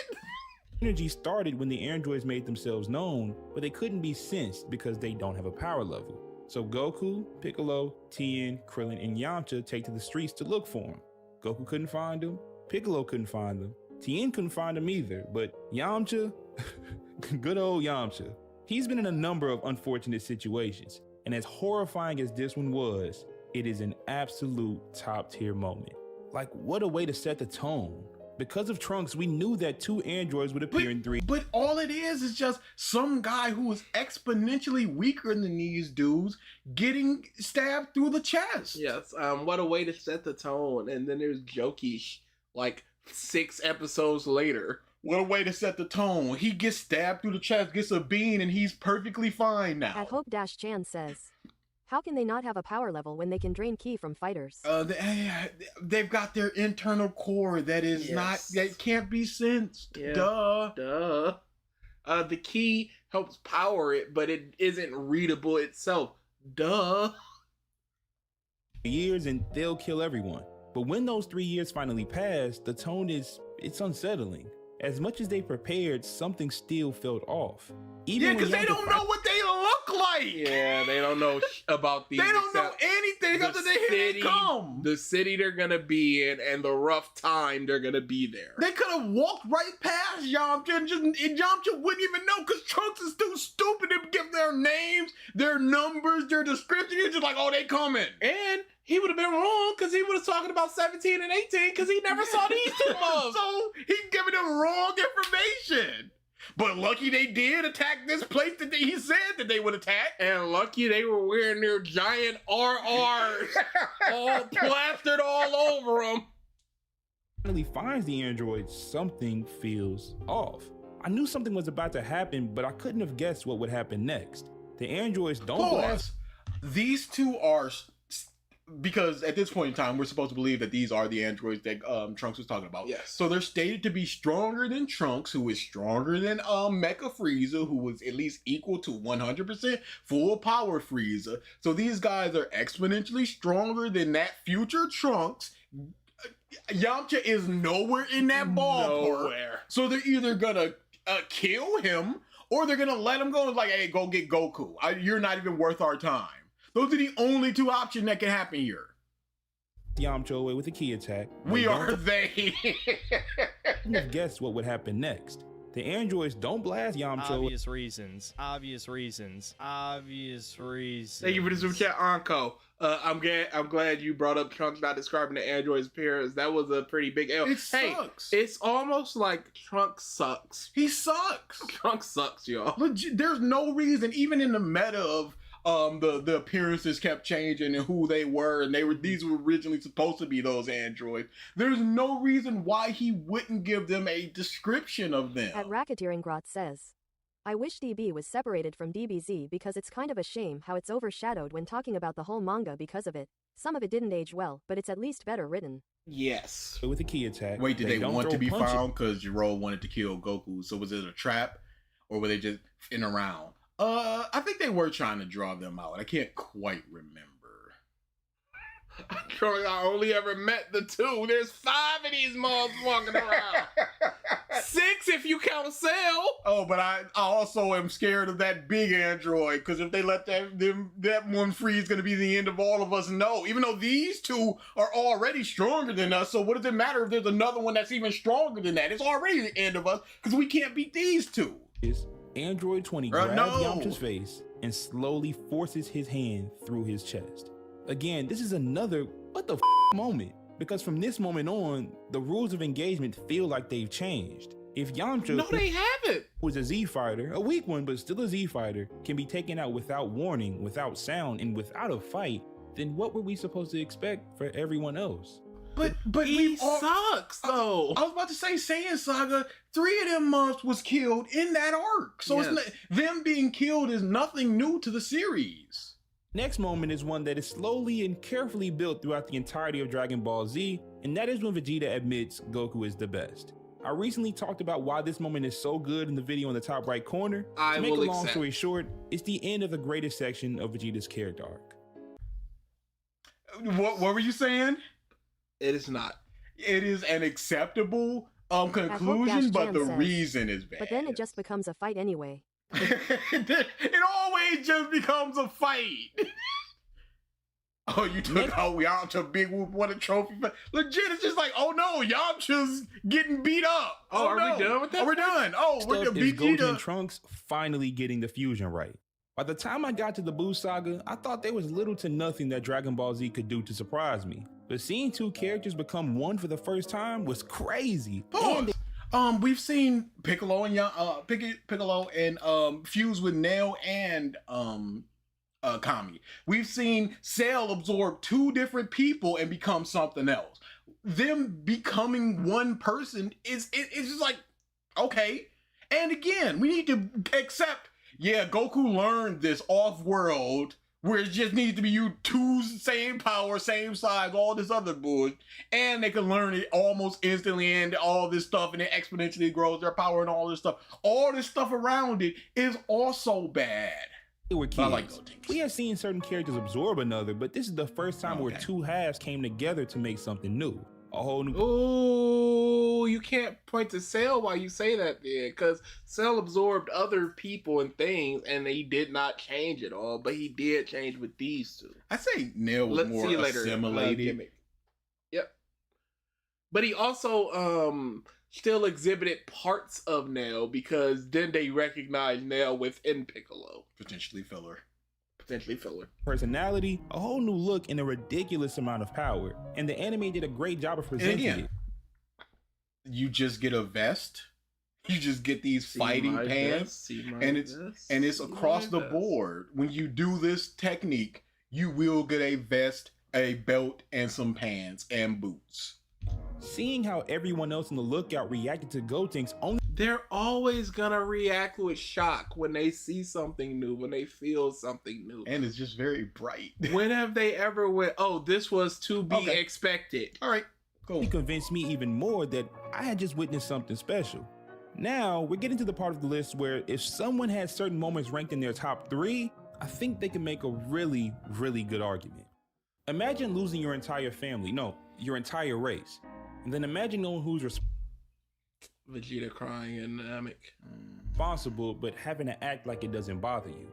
I'll also say this guy is not great at putting emphasis on things he wants to put emphasis on. The whole imagine you losing your entire family, your entire race. It's basically the same cadence, and it's clearly written. So you would think you would give it a little bit more gravity or weight or brevity and just be like, hey, imagine losing your entire family. No, your entire race. Recording is difficult. Some people find it a little difficult. Then imagine having to be a slave for that person. That's why it is still so heartbreaking to see Vegeta cry against Frieza. You could feel Vegeta's whole world. No, he was big. Yeah. I'm better than you, man. Then he recognized, oh no, I'm still weak. And not 3 episodes before this, he was just like, all right, I'm gonna kill them and get the Dragon Balls and get my wish.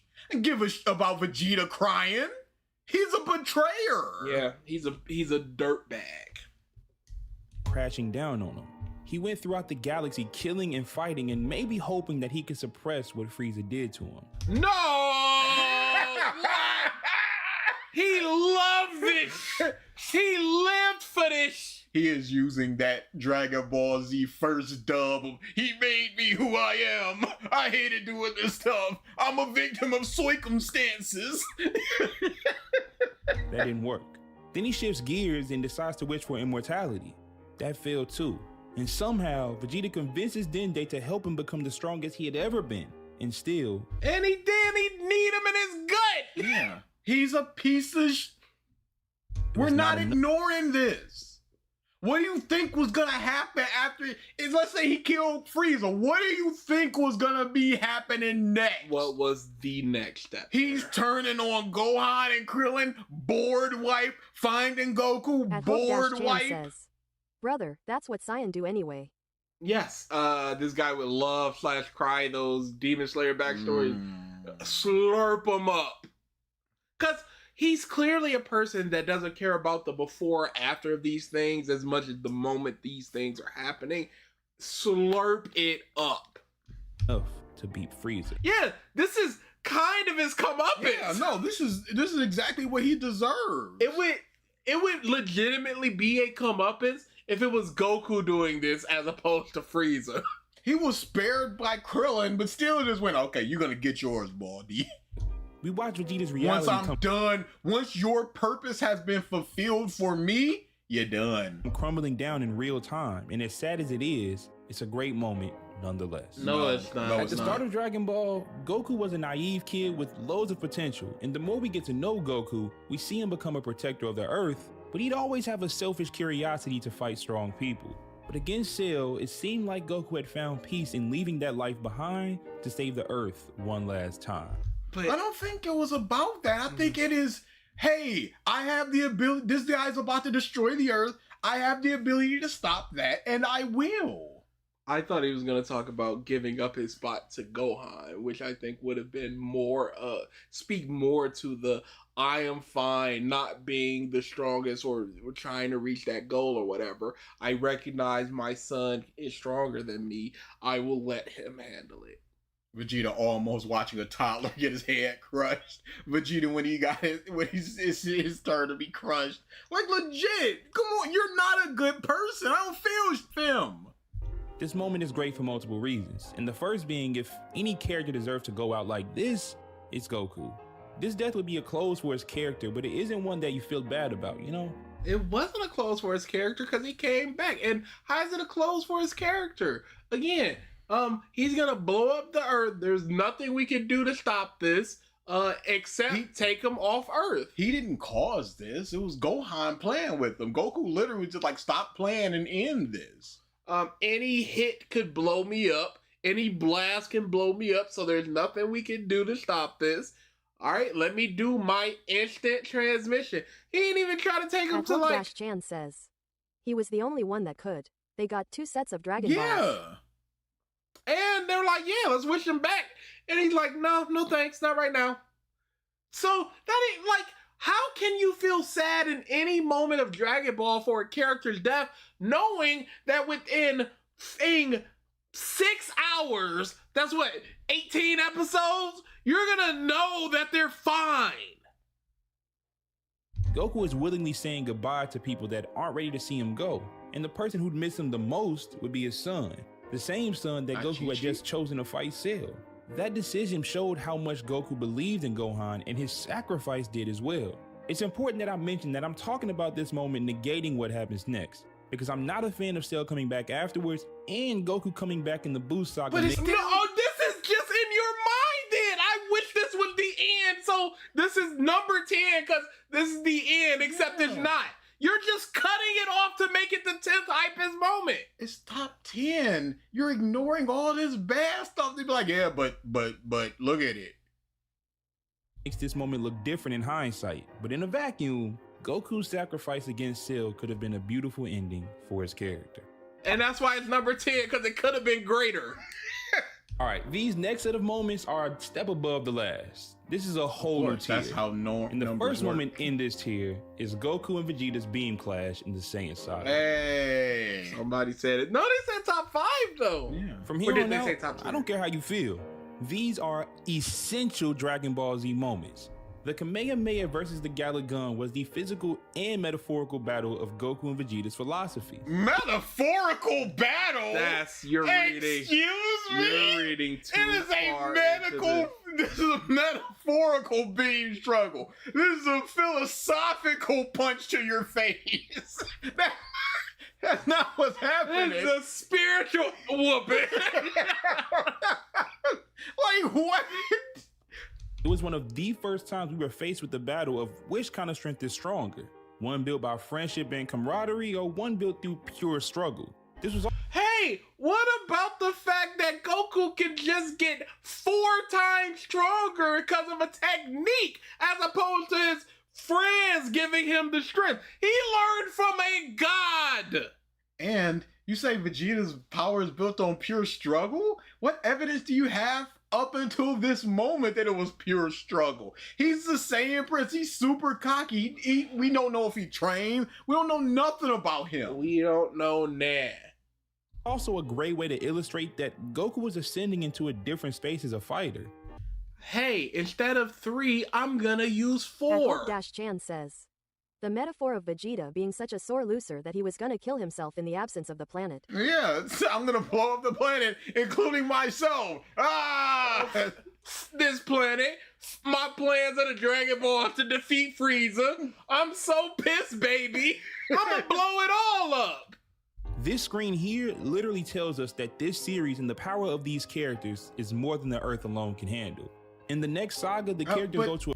But it was always more than that. Back into the Tenkaichi tournament when Roshi blew up the moon. Easily. A brand new planet, face off against brand new villains, discover a brand new form. I mean, a lot happened. And the Red Ribbon Army made sure to keep track of everything the Z Fighters went through. And when we saw the results, I was disgusted. After the Z Fighters lose to androids 17 and 18, the story doesn't immediately rush into the next fight. They need to regroup, but really they don't know what to do next. Well, that went for everyone. Wait for Goku. Except Piccolo. Piccolo heads straight to the lookout so he can fuse with Kami. But I gotta get my clothes back on. Hold up. Get my film on real quick. Yeah, look a little naked out here. Hold on. You see the weight? You see that? You see the pads on them shoulders? Piccolo heads straight to the lookout so Why? Couldn't do it on the way. Couldn't do it when he landed. Fuse with Kami, but Kami insists on watching for a little longer, waiting for something to unfold. Meanwhile, Gohan, Trunks, and Bulma explore a second time machine in the remnants of what looks like a giant bug. The rest of the Z fighters watched the news and learned that people are vanishing. Like their clothes would be left behind, but their bodies were gone. None of it made sense, and that's exactly what makes it work. What makes Cell's reveal? It's a mystery, and then the mystery is revealed. It's a setup and a payoff. This is the number 8 moment because they set something up in the same 2 episodes they paid it off. But then it's super convoluted because it's just like, well, this isn't the actual Cell from this timeline. It was a Cell that came back from a different timeline from Trunks, who was coming back to this timeline, but that wasn't the Trunks that we know. That was a different timeline Trunks coming back to this timeline. It's like, what? So effective is that everyone experiences his introduction differently, whether it's through confusion, tension, or fear. By the time Kami finally agrees to fuse with Piccolo, it's because he's seen enough to understand that this new threat is unlike anything before. But so every new threat is unlike anything before. Yes, Frieza was not like Vegeta. Cell is not like Frieza. Boo is not like Cell. Piccolo descends into the city and we finally meet Cell, it's the payoff to all of that buildup. He's not introduced in the middle of a battle, he's found absorbing people. It was disturbing. In the middle of a battle? What villain has been introduced in the middle of a battle? Yeah. You could just feel Toriyama's editor just booing in the background. Toriyama's hand cramping up from drawing all these dots. He's just like, yeah, maybe this is trash. Ow. My drip is the most important part of this arc. Trust me, Piccolo probably. But I was hooked. Next up is what I think is the most feel-good moment in Dragon Ball Z, and that is Goku's Spirit Bomb against Kid Buu. From Vegeta holding off Buu to Hercule rallying the Earth to help Goku, and just the overall collaborative effort that the Spirit Bomb is, makes this moment so great. Sure, but who's to say that this would work? The last 2 times that we saw this, the Spirit Bomb did not work. So now we're just trusting that this guy who has regeneration on levels that we've never seen before up until this point, this is gonna work now. And it does, luckily, but at the same time, it's just like, okay, he gets blasted, and it's just like, oh, he's just reformed. It didn't atomize him. Oh, whoops, now what? It's the best way to end a Dragon Ball arc, and in both cases it happened, the Spirit Bomb made me forget how lackluster the arc was as a whole. When we talk about the coolest... But 5... we're done. Between 25 and 20, those were all from the Buu saga. We're not getting Gohan. We're not getting Gohan. No, we're cooked. That's dead zone. There were so many Buu moments in this. Like, and then you're like, oh no, the arc itself is trash though. 2 fusions. Character in Dragon Ball, which character comes to mind first? Is it Gohan? Is it Piccolo? Sacrifice. Is it Vegeta? No, not well, for me, sacrifice. It's Future Trunks. In his introduction, Future Trunks sucks balls again. Dude rocking up being so much stronger, got a sword for some reason, starts cutting up these literal level 1,000 mobs that don't matter. This means nothing, dude. This is just some dude fighting and being cool and aura and wow and strong, and who gives a shit, dude? It is a Michael Jordan playing basketball against toddlers. Why would I go, oh, look at that move, he crossed that toddler up? Like, no. He fell for it. All this is just like, look, I'm this strong, but these mobs that's coming is even stronger than the strong. You just go, oh my goodness, none of this matters. We can't have he fell for it be a thing. We can't. But did he not fall? He did fall what for it. What were you supposed to get from this mysterious Super Saiyan sword? And what do you think? Beasting on Frieza. But then he's just super nice. Like, would anyone like a soda? So he's super nice and all this stuff. What are you supposed to get other than, oh, he is supposed to be liked? And that's all. Yeah. That's the entire purpose of his character. To be liked. Kid me loves some Trunks. I loved Trunks. He was my favorite character. She's like, oh, let me see your sword. Here you go. Oh, I got you. No, you didn't. I'm stronger than my sword. Like, this is the planet-destroying blast that I did on Namek. And I'm gonna do it for this planet, too. One arm hold up. And this is the Vegeta thing of where is this confidence coming from? Because you've been living for 10 years in absolute fear. Yes. So the one time that you can beast on somebody, you twerking on their grave, it's like, who are you? Where is And- this coming from? Like, even with this confidence thing, the reason you're showing yourself is because Goku isn't here. So you're technically in a panic. And then you're going to go, yeah, I'm just going to beast on these mugs. In my panic, I got to handle this because Goku's not here At yet. MF_Curry says, what you describing Trunks in NBA terms? Trunks said, yeah, of course. That's what I just said, LeBron James. But Trunks, he's just like, all right, I get to wait around in peace and talk to my mama and my daddy, and then I'm going back to my future to live in complete fear. I'm gonna tell my mama, yeah, I beat up these two guys, and then I cut a bunch of people, and I killed them as well. Androids! For All right, years now let's until you run. come back and go, did they beat the androids in this timeline? Who are they? And then you get beasted on these androids again in this timeline. He is a failure. He sucks. Trunks is like a bottom 3 character, legit. Yeah, he's real hype and aura. He is fueled off this moment and this moment alone because he goes, I've been hiding this power from my father because he wouldn't get me, would get mad. And he did it and Cell was just like, yeah, I can do this. Vegeta can probably do it, but he wouldn't do it because it's stupid. Because it's stupid. You don't know about fighting, you stupid baby And he's boy. just like, oh man, I guess kill me then. I'm cooked.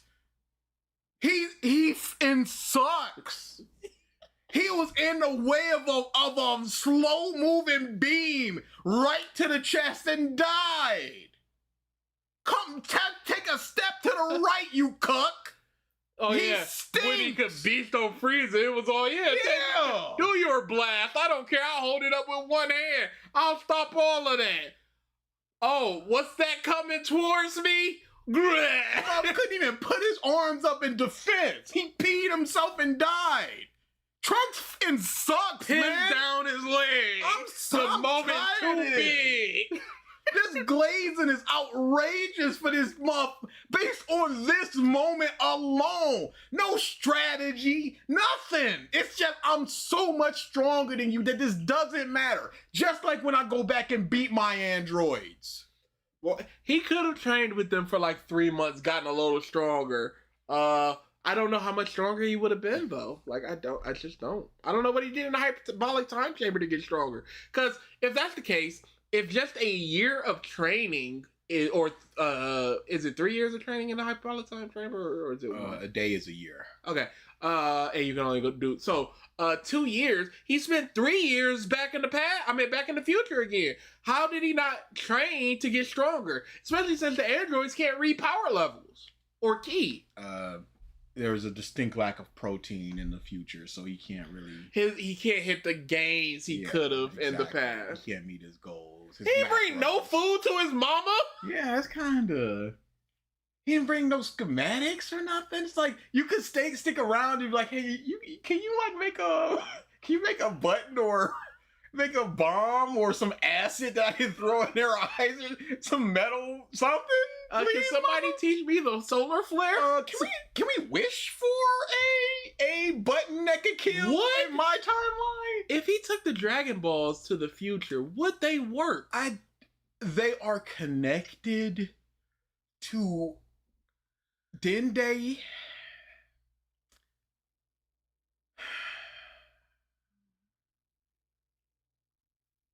I think that it was sense for Dende in that timeline not find him and not work. So the dragon would come out, or would they just turn to stone? Stone. But the thing is, it's connected to the Dende here. So if he brought his Dragon Balls back and came here, would they work? Could he wish for his Dende back in this timeline, and then his Dragon Balls would work? That's a simple solution. I don't know. I also don't know. I don't know how Dragon Balls work in terms of time I travel. hope This is why that fan time travel says- sucks. The balls are inert. They are inert. Why did Trunks return to his timeline after giving his message instead of training with everybody? He didn't have enough time juice to stick around. Maybe he wanted to- could Bulma farm some more? Yeah, sure. That's why he came back later. Yep. But it could just be, I ain't trying to leave my mama with them androids for 3 years. They are coming, and I don't want her to hit that smoke because they're looking for me. And if they find her, Does time work the same? so 3 years there is 3 years here. I would assume the flow of time itself is the same. Since he came back to make sure everybody was cool. Could he go back to his time 10 days earlier? No, Or is it just set like It it's wouldn't be his September time. here, it's September there? it wouldn't be his time. It would be a different timeline. Mm. Production is a top tier moment. Like right from the start, Future Trunks is shrouded in mystery. Aura! Or Peak height! I saw somebody say his design is a big part of that, of the coolness. It's like, Yes. yeah, good design, The whatever. jacket but and the, yeah. he's got the a tank top. sword. It's like, oh man, he got a sword. Oh, and he's a Super Saiyan. But Goku is a Super Saiyan. Goku's not the only Super Saiyan. Rah! Okay. So Goku Super Cool. Saiyan 1, Gohan Super Saiyan 2, Vegeta sacrificing himself. Those are at least 3 of the top 5. Goku versus Frieza. I can see The that. entirety Maybe of the Gohan fight. gets mad? No, he's not gonna get Gohan gets mad. Goku versus Vegeta in the Buu saga, maybe? I think we're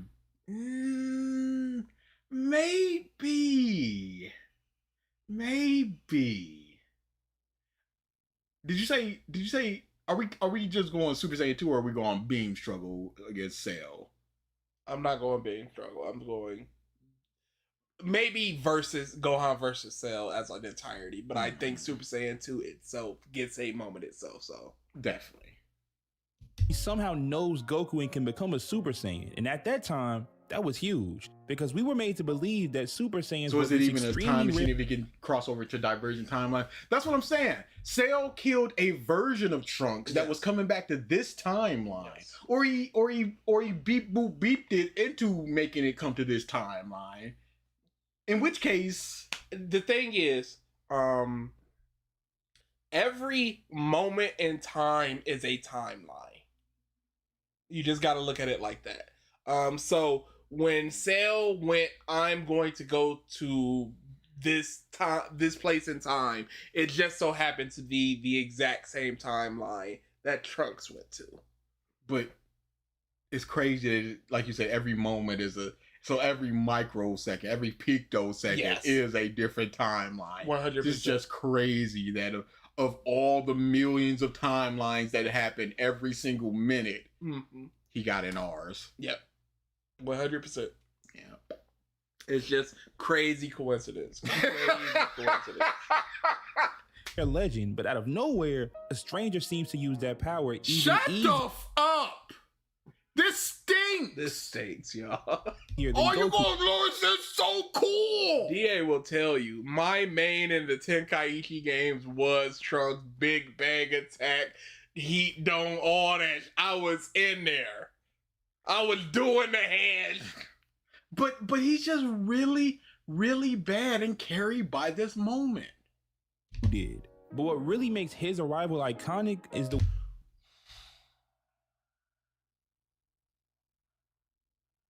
This is a big DBZ Glazer. Yeah, what do you think? It's iconic. way it adds to Dragon Ball's world building.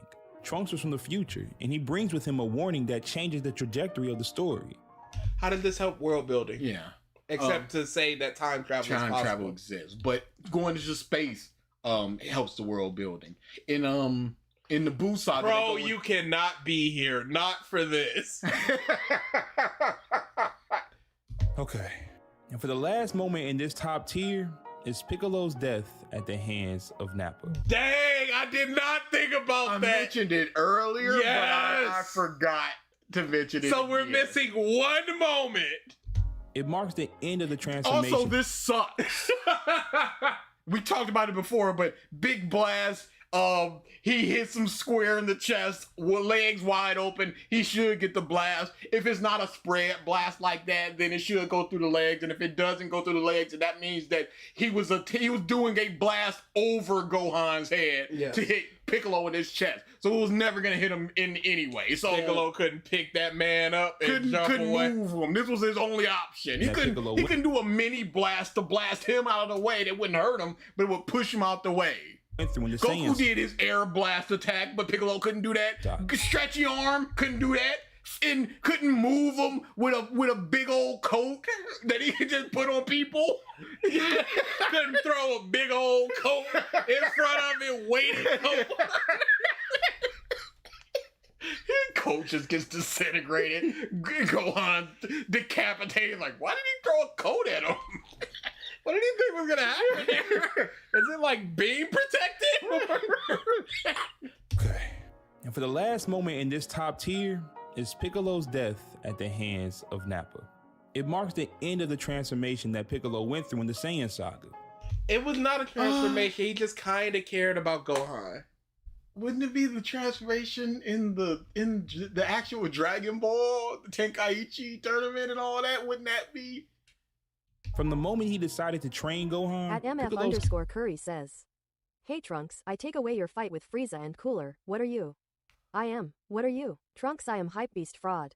100%. He sucks. Character started to shift. The ruthless warrior who once plotted to conquer Earth and kill Goku begins to form a bond with Gohan. And by the time the Saiyans arrive, Piccolo isn't just Gohan's teacher, but he's his protector as well. And when the moment comes to show that, he doesn't hesitate. He throws himself in front of Nappa's blast, knowing full well it means his own death, just to save Gohan. But again, it really hurts when they can just be wished back. Yeah. These sacrifices mean so much less when I can just be wished back in 3 months. Because immediately they were just like, oh yeah, let's there's a whole planet over there. Oh, we got a ship that can go over there. We got the coordinates. There it is. Let's go. And they both Piccolo and Gohan's lineage makes this moment poetic. Piccolo was the son of... Bro, this moment is a joke. No, it's completely fabricated in order to get this reaction. Yes, they fell for it. Demon King Piccolo, one of Goku's greatest enemies who is a symbol of vengeance and hatred. But instead of following in his father's footsteps, he sacrifices himself not just for anyone, but for Goku's son, the child of the very man he... But this is one of those confusing things where Piccolo is King Piccolo, but he's also his son. Yes. It's like, I am me, but also you. It's Shigaraki boys. I am Tomoru Shigaraki, or am I? Was destined to oppose. It's a moment that humanizes Piccolo more than any fight ever could.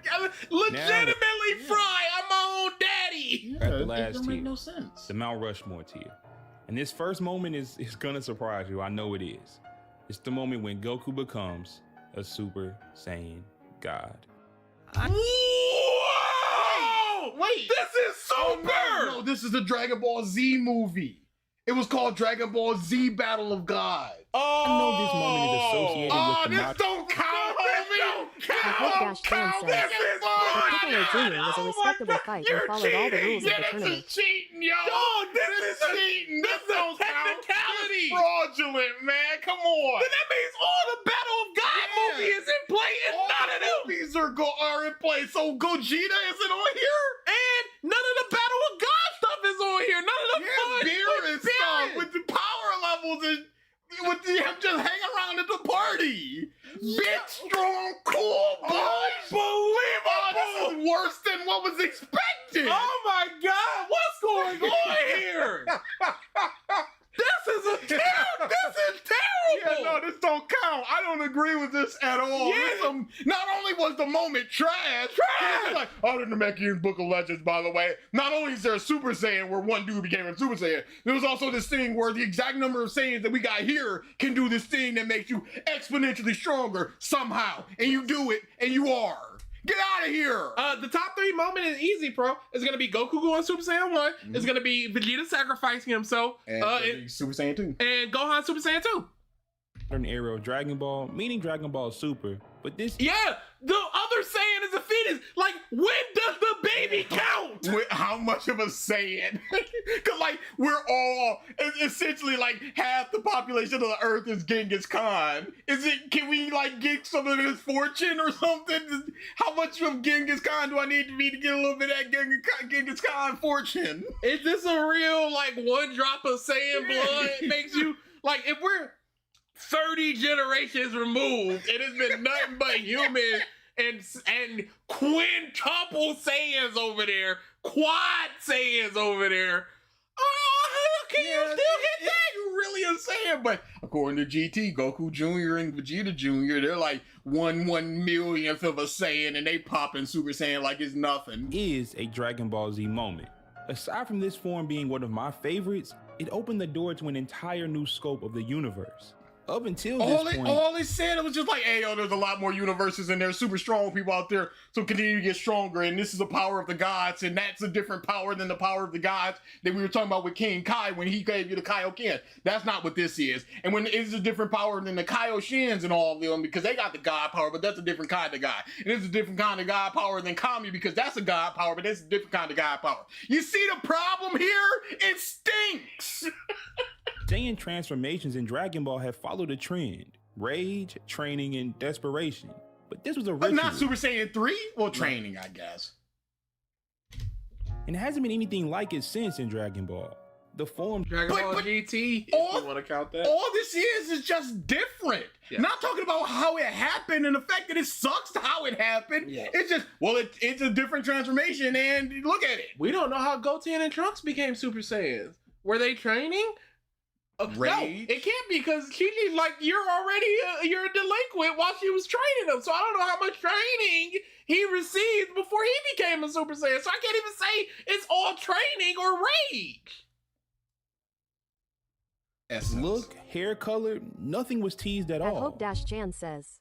So you're telling me that there is an even future beyond the further we already beyond 5 times. 1 Yeah, it's trillion %. Yeah, it's kind of crazy where he was just like, Super Saiyan 3, it didn't have any setup or anything like that, but this also not having any setup, that's fine. It's a positive. It's the most mysterious form in Saiyan history. Like, we didn't even really know what it meant for a Saiyan to be a god. We didn't know what it meant for a Saiyan to be a Super Saiyan. Yes, because Vegeta was like, I am a Super Saiyan. I still don't know what it means to be a Super Saiyan god. It just means you got God Ki, and when you turn into a Super Saiyan with God Ki, you become Super Saiyan Blue. In terms of world building, this moment Mike is don't want only none of rivaled this. by the Yeah, he reveal don't of want Raph. this smoke. We have ruined him.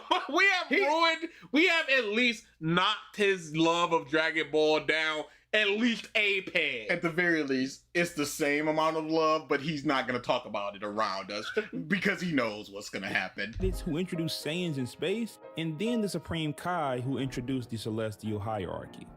Number 3 is Goku becoming a Super Saiyan. Man, that's I'd like to think that this moment kind of changed Dragon Ball forever. Without Super Saiyan, I don't think this franchise will become what it has. It doesn't make $30 billion. This moment is the peak of... It was still a super hype series, Yeah. so I don't know if that's true. Well, it wouldn't have, because they wouldn't have sold as many action figures and figurines. You need Super Saiyan, Super Saiyan 1, Super Saiyan 2, Super Saiyan 3, Super Saiyan 4, Super Saiyan God, Super Saiyan God, Super Saiyan. The Super Saiyan grades. Yes. You need all of these now. If you want all the lines of Goku, you're buying legitimately like 11 figures, 12 figures. Without Super Saiyan, you might buy 4 figures. the best saga in Dragon Ball history. It was a moment that was foreshadowed for half the saga. There's so much that No, never... it wasn't. It was just like, there is a Super Saiyan. We don't know what it is. We don't know how you accomplish it. We don't know what it looks like. We don't know anything about it other than it's going to be super duper strong. We don't know if it's a transformation, if it's a state of mind, a state of being. We don't know nothing about it. We don't know if you need your tail. We don't know nothing about it. It was not foreshadowed. It was said. If you say something in the first episode of the arc and then really don't really talk about it for much of the rest of the arc, was it foreshadowed for 90% of the arc? Or was it stated at a certain point, kind of left alone, and then it's back. Whatever happens if Goku's eyes don't turn green and his hair doesn't become blonde. Blue? Number 2, Vegeta's atonement. Oh, outside Let's do a vote, of the son. Super I Saiyan think I have God, over it 40 is. Gokus. Would it be better if Goku turned into a great ape at that moment instead? I mean, I think I have over 40 Who Gokus. knows? See, like, you have to. This moment is the climax of a near series-long internal struggle. Vegeta allowed himself to be possessed by Babidi in exchange for a little more power so he could fight Goku. but and feel again, like- we need to wonder about how he got here. He had his family. He was quote unquote happy, but he was like, I'm not really happy because I want to go back to that ruthless person I was. But he didn't really want to go back to that ruthless person that he was. He just wanted a chance to fight at his absolute peak. And fight Goku, who is not holding back. And then we have to go into the whole didn't hold Trunks since he was a child. Why not? You already screaming about him when he died, so you felt the feelings of, hey, I feel for this kid. And then here he is again. It's like, okay, I can train him and grow and protect him and all this, but you're not going to because you secretly resent him or you resent your life, or what happens there? How did he get to this point where he's like, I want to go back to that moment? Why couldn't you go back to this moment all this time? Because you said that up until this point when Gohan rocks up, he's just like, okay, you've been slacking on your training. So that means that Vegeta at this point was the strongest person on Earth. So he could go back to that ruthless person that he was, but something was holding him back. What was holding him back? His love for his family? If it was his love for his family, why wasn't he holding his kid since he was a kid? It doesn't make sense. Yes, and then at the end, Goku was holding back. That's why he was all pissed, baby, when he came back to Earth. You still have I hope more Dash power, Chan says. Kakarot? So Vegeta gave up his pride for a handout, but then didn't hold up his side of that handout also because his pride. Yeah. I'm gonna take this loan until I get back on my feet. I'm not paying you back for I got this on my own. like that ruthless warrior he used to be. But at some point in that fight, Vegeta had to realize that he just wasn't that person anymore. And so he figures the only way to set things right, the only way to protect his family, was to sacrifice his own life. Pause. He hugged He his- did a blast which was very close to Bulma. Killed a bunch of people. Yeah. She could have got hit with shrapnel. She could have been trampled on people trying to get out of there. She could have been close to the edge, and then the structure starts to collapse and she fall down. That could have been some kind of radiation with that blast. We don't know. It could have been some kind of nuclear fallout. I don't know, but any number of things could have happened. He didn't seem to care there. Son, he says goodbye to his wife and even his greatest rival, and then blows himself up. Years of internal conflict resolved right here at this moment. No, It wasn't resolved. What was the internal conflict? Because why wasn't he just ruthless for 7 years? He was just a piss baby that wanted to Yeah. fight Goku real bad. After saying, I'm never going to fight again once Goku died. Dragon Instinct Goku, Dragon Instinct Goku, Dragon Instinct Goku. Majin Vegeta's power boost wasn't from his own training. Shouldn't he hate that thing? Yeah. Yeah, he should We resent don't know that. if he had Super Saiyan 2 or if this is the moment that caused it, but he gets the next level because of this. All things point to him actually having it, though. But This still, moment he got is a significant power boost because of it. His Super Saiyan 2 base to base was not stronger than Goku's Super Saiyan 2. So he needed that boost to Majin to be equal to his Super Saiyan 2. But solidify Vegeta as the best character in Dragon Ball Z. Crazy bars. And at number 1, the best moment in Dragon Ball Z is Gohan becoming a Super Saiyan 2. It is the culmination of the claps. most Easy carefully claps. crafted and emotionally satisfying character arc in the entire series. No. What? No, what? The franchise. From the very beginning of Dragon Ball Z, Gohan Wait. was a unique. What's the difference between the series and the franchise? Is he talking The about series DBZ of or DBZ? GT? Yes. Yep, yeah. It was always gonna be this. Everyone knew it. Yes. Iconic, obviously. Fix your cap, you bum. He was a 4-year-old with explosive power and had so much more potential than everyone around him. Wait a But he was second. This is the culmination of all this carefully crafted stuff. This was that rage coming through. This was the Yeah. peak of his I power. hope Dash But Chan says. Brother, you just said Vegeta was that. hey, shut up. It's fine. Don't worry about that. He had all this power inlaid within him, and he needed his rage to get that. Yep. But Ultimate Gohan was that. Mhm. That was all of that coming out, and he has this on the list. So this being the culmination, but them doing the culmination again doesn't detract from this moment. Nope.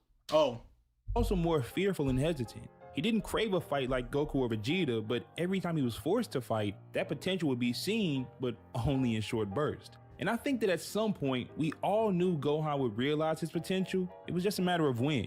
And in the Cell games, that moment is delivered in the most dramatic and emotional way sure, possible. but if this had only I been, don't think it's the most dramatic or emotional way. It's just it's a robot his head. best friend Android 16 was killed. Robot head saying, "Hey, you just gotta do it, buddy." Hey, the birds, they kind of smush. Yeah, they fly out. They're pretty, and they'll fly away if you turn Super Saiyan 2. But you gotta do it to protect the people. Forget the birds, bleh. But if this was only a Gohan specific power up, it'd be something. It'd be his rage coming out. It's like nobody else could do it. What Beast is essentially, If Or this was- even oh yeah, they did it again with Beast, his ultimate superpower coming out. even if other people could get Super Saiyan 2, it's not a Super Saiyan 2 like Gohan. Yeah, but this is just a transformation that anyone could get. This is not the culmination of his rage coming out and him finally letting go and accepting it or anything like that. This is simply a transformation that he hit the strength threshold or the emotional threshold or whatever threshold he needed to hit that Goku and Vegeta and Trunks didn't hit. Whatever threshold he hit was supposed to hit, he hit that and then he transformed into something. Yes. And then later, they all got this exact same form. So Yes. what was this moment in essence if it's just a raw? Pro, it's S-Cell, sir. The stakes are high. The strongest fighters have already failed. Goku believes in his son, but Gohan still holds back. Not out of weakness, but because he doesn't want to kill. He doesn't want to become that kind of warrior. And then he starts torturing him and playing with his food? and killing all of the Cell Juniors instantly. But then Cell kills Android 16, and that final speech about protecting life, Protecting Gohan what you snaps. love and not fighting what you hate. That quiet, hesitant boy finally embraces who he is. The transformation Wait, is this who he is? Because I don't think this is who Gohan is. This is Or who Gohan wants to doesn't be. want to be. This is just an aspect of who he is, the power that he has within him. This Yes. is not who he is. He's not this ruthless person that's just like, nah, I gotta make this mother suffer. He's Mom not the- went to high school and just the goofy. Yeah. This outfit This is the awesome. coolest outfit. Bulma gave him that outfit. He was just like, oh, this is more than what I wanted. This is 10 on 5. Big goofy helmet. He's just like, yeah, boy. God, I have never looked cooler than in this moment. By himself, just practicing his poses. That's Gohan. Not this edge muff, just like, oh, I'm gonna smush all the Cell Juniors. Who are you? everything Gohan has been building towards. In that moment, he doesn't just surpass Goku, he becomes the hero the story had been Pause. building. This is the Racketeering Glock transform To this day, I Yes. still think it's fucking stupid that Gohan's final straw was for just some robot he knew for seconds and not for his dad and his friends getting beaten They to were death. getting the hands put them and he's, I still can't. I can't. But you can. I can, Ra. Why did Dr. Jerome put blood into his robot?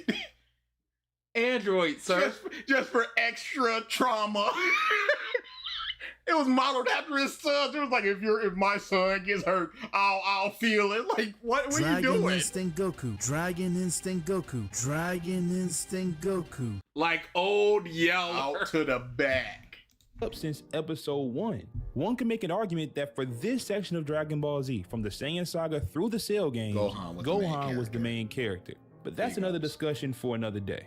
This moment is the best in Dragon Ball Z. And if you disagree, let me know in the comments. How would your list look and why? If this is your first time on the channel, hit that like button and subscribe for more videos like this. With that being said, this is Matt and thanks for watching. Y'all love. I don't trust anybody with a Dragon Ball icon made of themselves and in the style. You're too deep in. Yeah. 9? 9 feels right.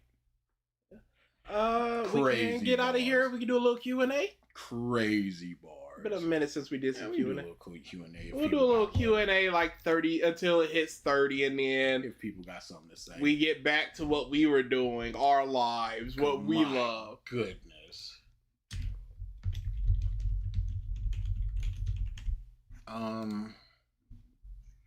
Yeah, that was a lot of the expected things, but things. No Gohan High School is heartbreaking. Freaking Super The Saiyan best God stuff. is incredible. You just sneak that in like it's nothing. Yeah, that's the crazy part. Technically, it's okay, cool. Mike needs a Dragon Ball icon. I'm surprised he hasn't commissioned one. Yeah, that's crazy. You would think he would have commissioned one, but he's so far removed from who he was as that Dragon Ball fan. I don't know if he'd really enjoy that right now. I think he really likes his puppet stuff and his goofy. I can see him doing a Sandman thing. That could be fun. Does he like Sandman like that? Yeah, but no, just him dressed up as Sandman. He likes the goofy stuff. He likes Dragon Ball. Boobs or butt boobs. Though I do flip flop. Is that an At option? NeoLuster I flip flop 5424 between says, the two. Gohan has a split personality when he gets his abilities unlocked. Maybe this is the other Gohan, Ox in the box. Yeah, no, it's crazy. Yeah, I've been a boob man since I was Bam, kid. bam. I'm a boob man. Bam, bam. They had that mother Billy Gunn coming out. Good song, but they had him coming out to that every week. I love to love him. I love to kick him. I love to shove him. I wanna hit. Yeah, boobs. Yeah. Thoughts about the Amazing Digital Circus finale? Haven't seen a single haven't episode. seen a single I second think of it. Pro was really into it. If you want to ask him, but I haven't seen a single episode. Yeah, no, I will at some point. I simply ain't got the time for that. Oh, what do you mean? Ain't got the time?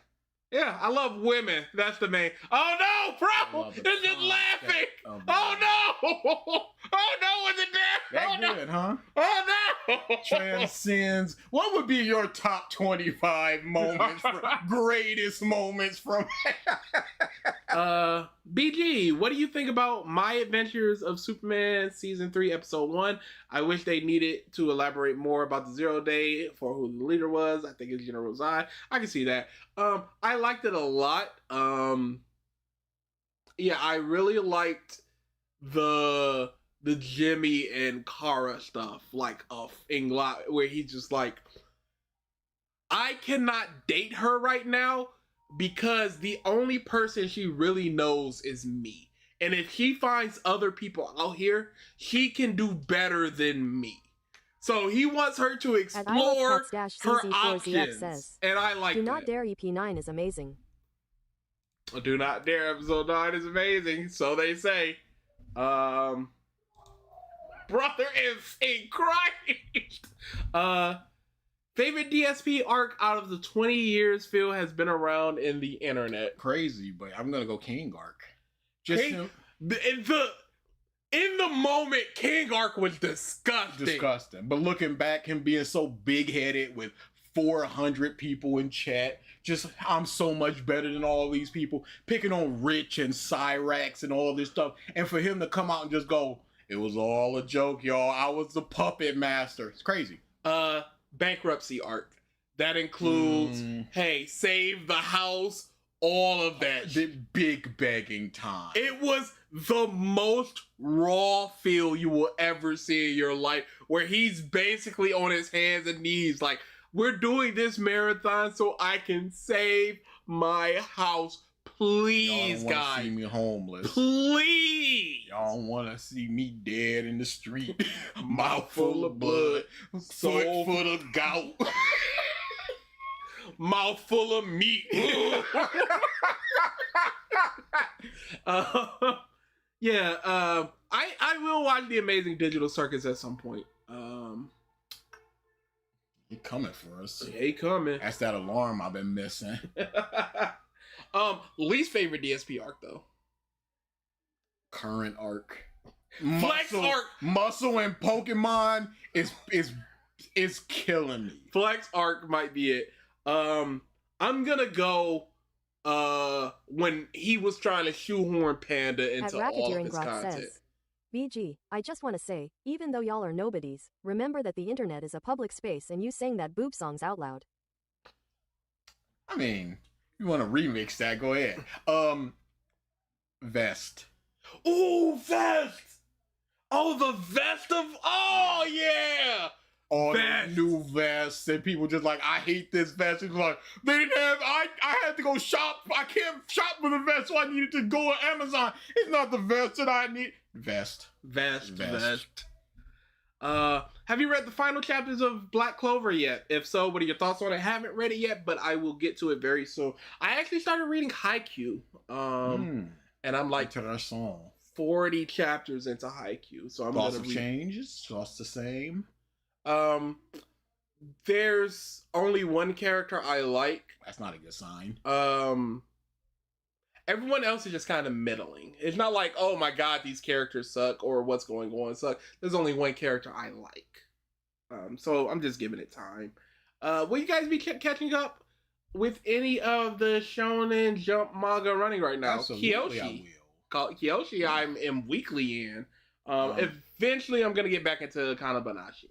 Yeah, I plan to do that. I would like to do another canceled and catch up. I Yes. would like to do another one of those because both of those were a lot of fun. They were some of the most fun we've ever done. They Current were running and recent cancel. Great. The canceled one was that, and there's I been just so many that re-listened to happened. parts of it. I same here.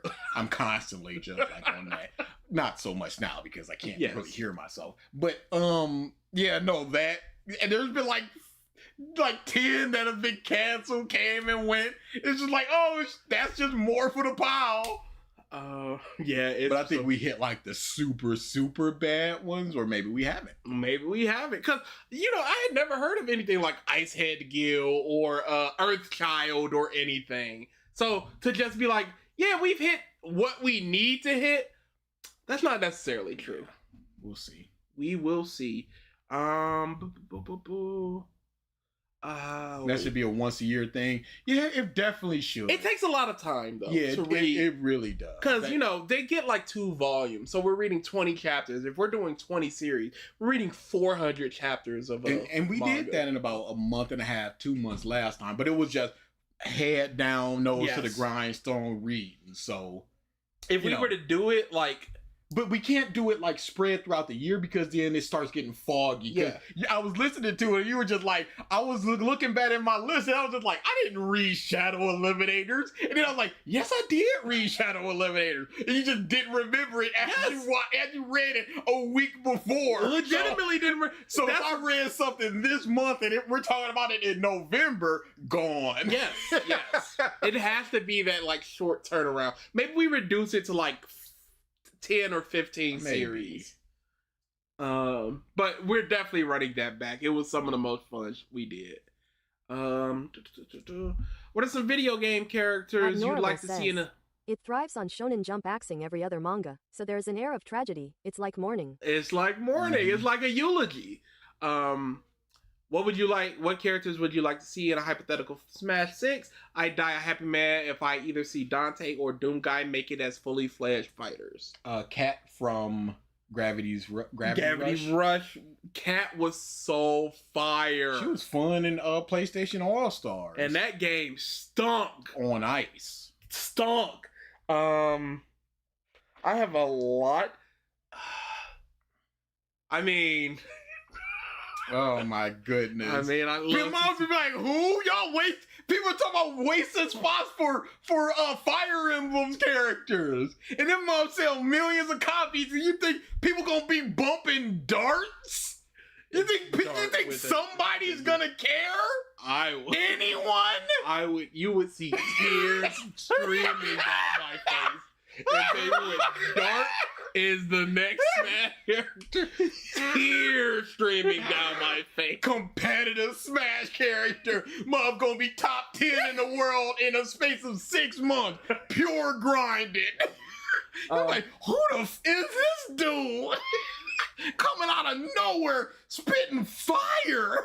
But for more recent and potential Actuals, please say. yeah. Aloy from Horizon. She has a lot of tools. She has swords. She has spears. She has bows. She sets traps. I think she can have a very interesting toolkit. Have you watched or read Windbreaker, which is not a manga, by the way? I think I always confuse Windbreaker with something else Breaker, because I know Pro and Mike were really into one of those Breaker series. I just always forget which one it is. But I have not read Windbreaker yet. BG, go check out a Digimon called Logomon and his Digivolution line. Not a question. I'll look at it though. Looks interesting. What made I you can watch? maybe put it on my list because it looks interesting. Right. The Breaker and the Breaker New Waves. Okay, so it's just Breaker. So that's what it was. I knew Breaker was part of it.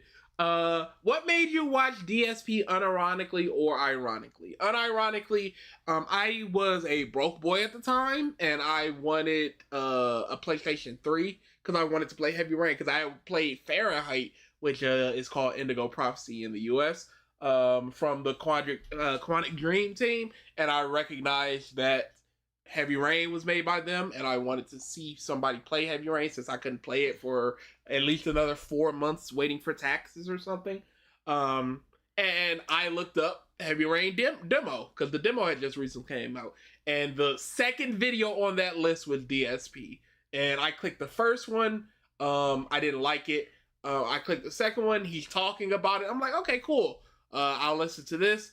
So then once Heavy Rain came out, I started watching him. And then I subscribed to him and kept just watching his content for a while. That's where I come in. I've never watched DSP unironically.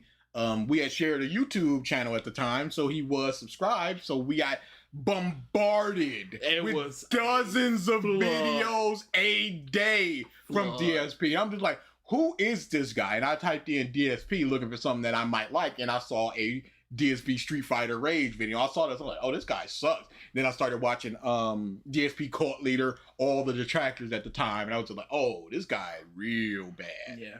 I think my turn was This Is How You Don't Play from Evil AJ, the Metal Gear Solid 2. I was like, oh, he's a stinky boy. Because I never watched him actually play the Metal Gear Solid games. At MF_Curry says, Windbreaker is an anime and manga delinquent series, and it's really good with a solid written mech and a good cast. Okay. Yeah, no, I looked it up and it looks interesting. I've got a lot on my plate right now, but I can definitely put that on the list. It looks interesting enough for me to check it out. What's your favorite Pokemon and favorite Pokemon game?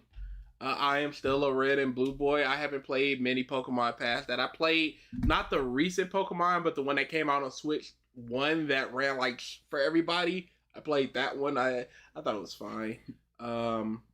I hear about all the good ones. I want to play one of those modded ones with the like 7 evolutions for Pokemon. Mike was talking about that. I'm like, that seems super interesting. That seems more up my alley. Yeah, I haven't played them. Same thing, red and blue. Gyarados boys all the way. I wanted to get a Gyarados like wrapping around my leg tattoo, but I already have plans for all the tattoos that I'm going to get on my legs, and there's just simply not space for that, and I'm sad about that. Yeah, big suck, huh? Favorite Pokemon?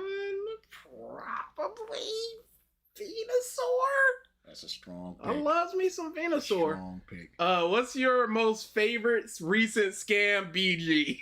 Honestly, it might be Coffeezilla talked about it recently, and I can't remember what it was. The Lego one.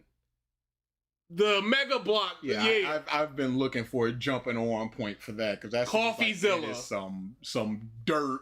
He runs down what happened. He found evidence. He had interviews with every party member that was part of it. Think that is a scam. Somebody lying. Yeah, that's probably my most recent. My all-time favorite are like fake cards where muffs will just or fake speed runs. Like I love watching people get exposed for fake speed that's some runs. fun stuff. There was one recently. This wasn't a speed run, but it was just like cheaters, basically video game cheaters. Whereas it was like Civ 6 or something. I don't give a about tactical RPG. I don't give about those types of game tactic. Enthralled, mom just going, here's the evidence, here's what you should be doing. Oh, he ain't get this scout over here. That's bullshit. I mean, you can't see this map, but somehow he knows to go to left instead of right. I mean, if we're talking about that, we're talking about the DSP dupe dropping thing. That was a very good video with indisputable evidence.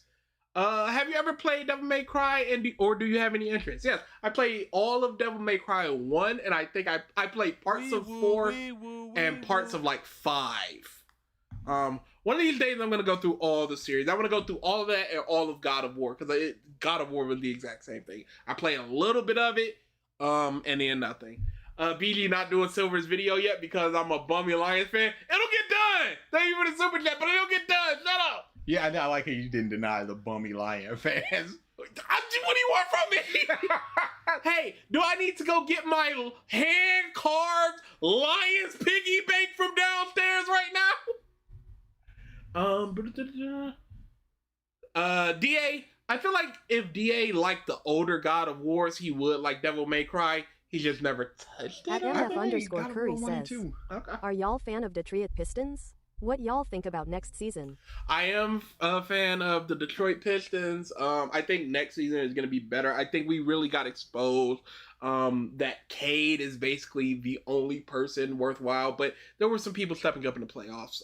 I'm excited about next season, but I think we're like 2 years away or one big piece away from actually making a run. Because the Knicks would have blew us out in the finals. They would have blew us out.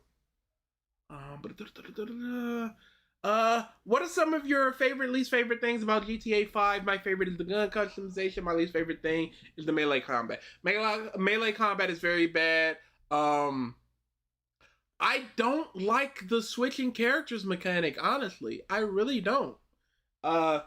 Favorite stuff is the exploration. I just like exploring things in GTA. I like going like super high mountain areas and just seeing what's around.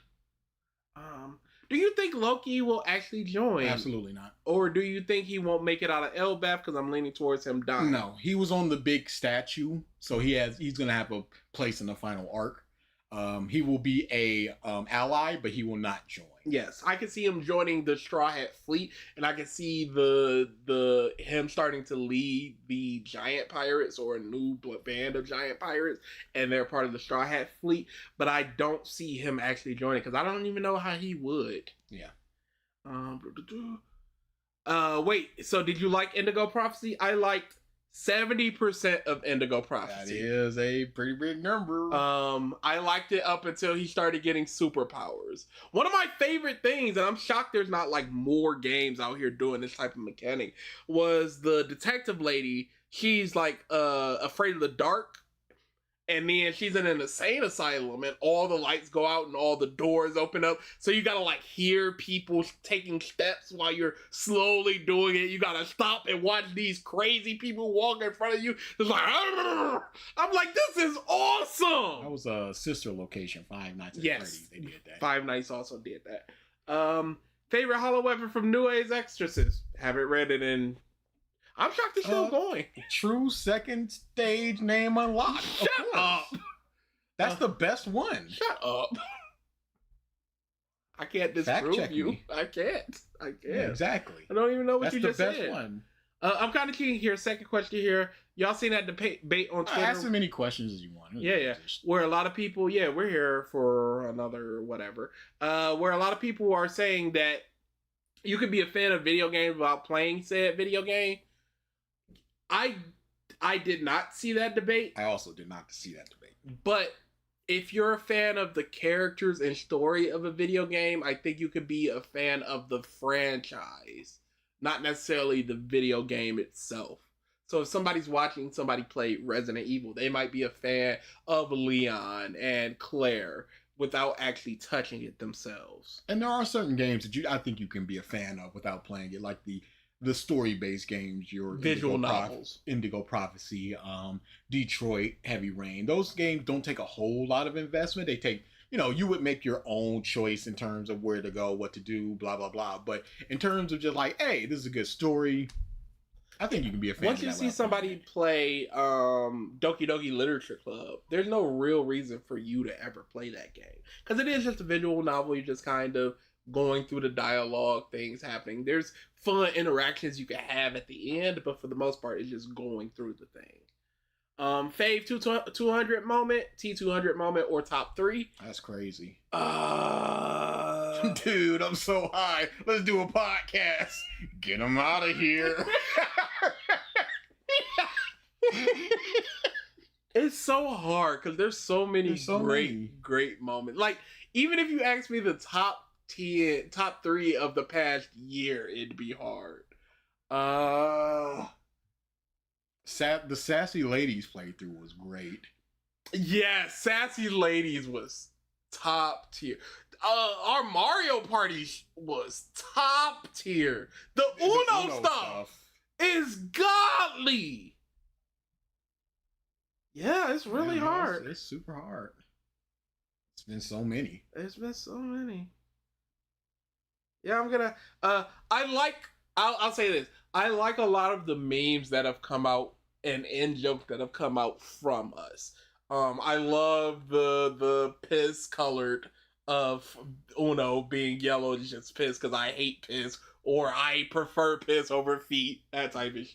And then all the memes the fans were making in the Discord as that game was going on, I was putting up. Yeah, I love that type of stuff. Has anyone watched or read Daemons of the Shadow Realm? I just started watching it last week. That's my request. And it's really good. Also, it made by the Full Metal Alchemist mangaka. I have not started watching it yet. I've not either. I've heard it's pretty good.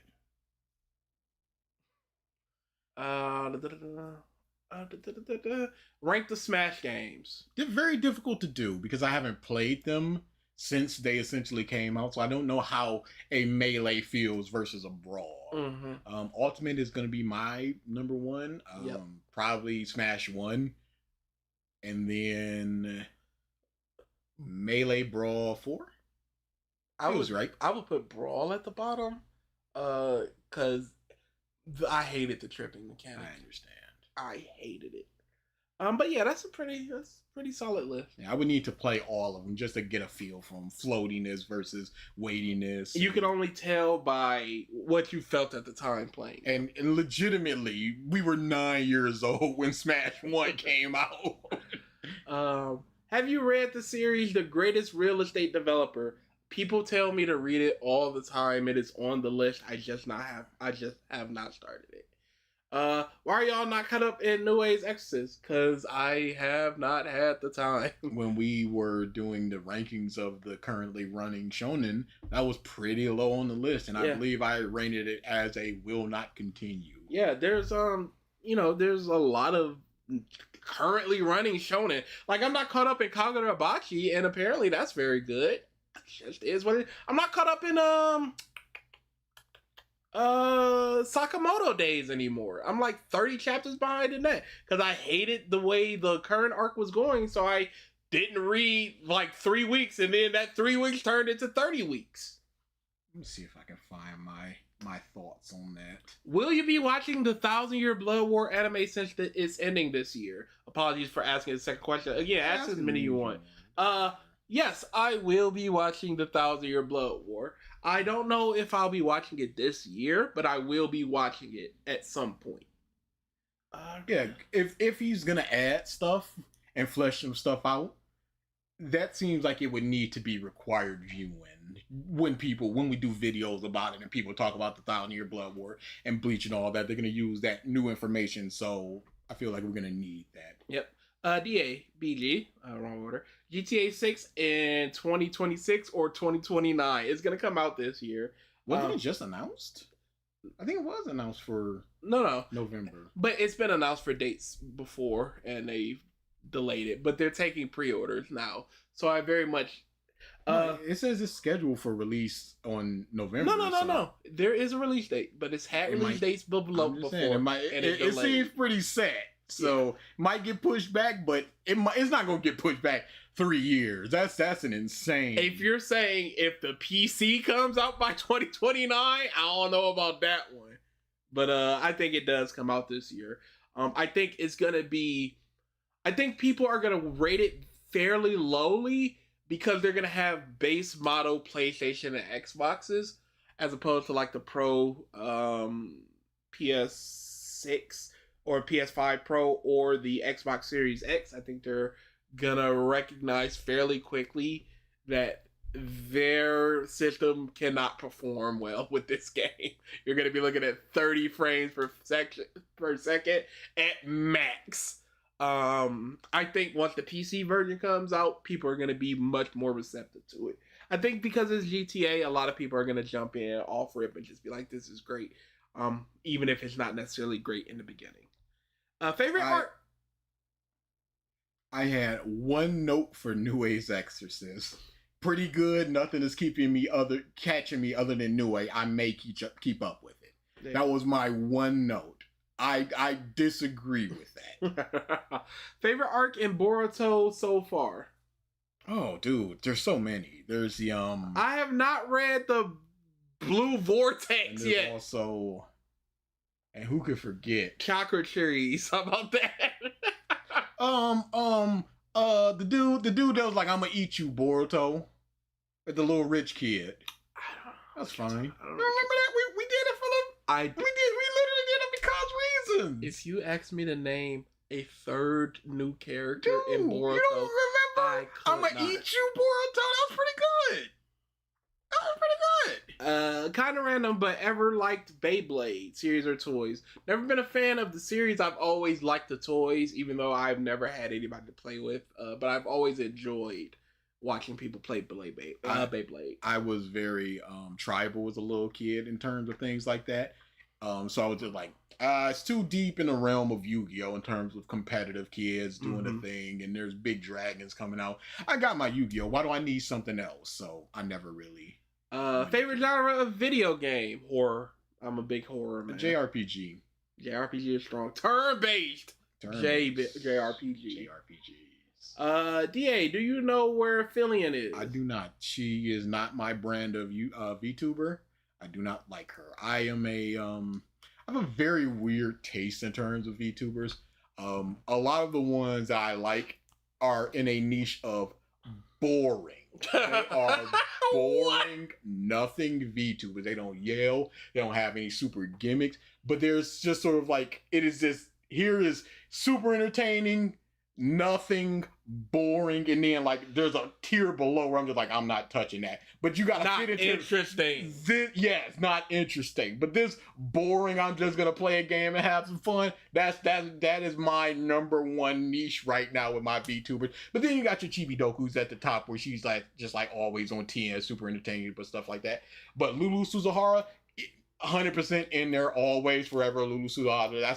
That is my boring, complete niche right there. Get in there. Okay. So, Fillion, she is in the upper echelons and entertaining. Yeah, and there is a whole just like penis. That's the joke, and she does a lot of react stuff as well. So I'm like, I don't dig this. The thing with VTubers is they're already a little much. So being a little much and then also being over the top a little much. And that's where my niche is with the boring. It is your Robocos, your Soras, Furin from Niji Sanji. There's a bunch of them that just fits my niche of perfect, boring, nothing people. Yes. Have you caught up in ReZero? No, we have not. I want to. I've heard that season 2 is very bad, but season 3 is good. But then people said season 1 was good, but season 1 was not good. So we might end up liking season 2 and only season 2. Are you all playing Stellar Blade? I played a little bit of it. It's just not my type of genre. the combat feels okay. I'm just not a fan. I'm learning very quickly. I'm not a fan of action games without a story that's grabbing me, and the story of Stellar Blade does not grab me. Big ups. DA, did you see they put Shibidoki in that new Planet Defense game? I did not, but good for her. I'm very happy that she is getting a lot of attention and stuff like that because she's a very funny VTuber. Did y'all read Alien Headbutt? Nope. Past tense. Get out of here. There's out of here, bro. There's a thread in manga on the Discord for Shonen or Sunday where people were talking about Alien Headbutt. Not a single chapter. If you showed me an image of it, I would not be able to tell you what series it came from. That's how little I've been engaged with Alien Headbutt. When I see these things get canceled, I will check them out, just sort of read them like, what's this hitting on? Why did it get canceled? And I saw, I'm like, hey, this looks interesting. There was another one with like a cube or something like that, where I was just like, oh, this got big axe. I was just like, nah, I can see what's up. But Alien Headbutt look all right. Maybe we'll talk about it when we do another one. But yeah. Who knows? All right. That's it for questions. Is there anything in the actual comments Yeah. to scroll through real quick? So they scream too ReZero so good. PU. Favorite genre. Yeah. Fillion might be rebranding based on, because I think the whole thing with her is like she got a pre-made model that anyone can do, so she needs her own brand. I don't know. Yeah. I am actually gonna play Gears of War E-Day because it looks very, very good. Yeah, no questions. Just people talking. I think there was one. I remember seeing one. Oh, I think it's gone. Yeah, there was only. Can't go up too high. Yeah. Crazy. That's why we tell y'all to put it in the section. Rob said a dog. Did you see Wooly and Reggie fall apart playing Turnabout Big Top? I did not. There's a couple It's things. the worst case in all of Ace Attorney. It is the worst case in all of Ace Attorney. There's no music that's fun. There's no character that's fun. The stupid in trial. That Fake Clown, the worst character in games. The clown, apparently. Golly! I got you. Big Top Circus is the worst. I would not blame a single person for playing through a couple of cases and being like, I am with this game, and then playing that case and going, I don't want to play a second more of this bullshit. Like Danganronpa that would give me like this, but I guess it's a controversy in Ace Attorney.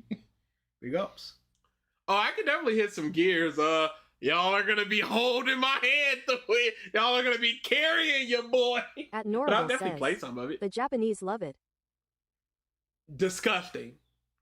Another case of the Japanese being wrong about their culture. I mean, they constantly wrong with the popularity poll. That's what I'm saying. What's the difference?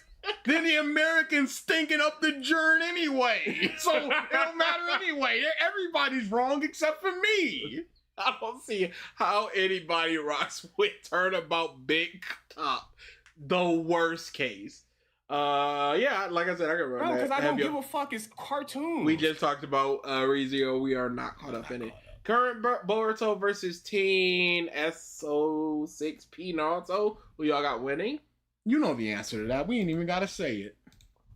That's that fan power scaling bullshit. The creator loves it. Did you cuck? Why? What? Piss me off. Dude. I could go on for hours about Turnabout Big.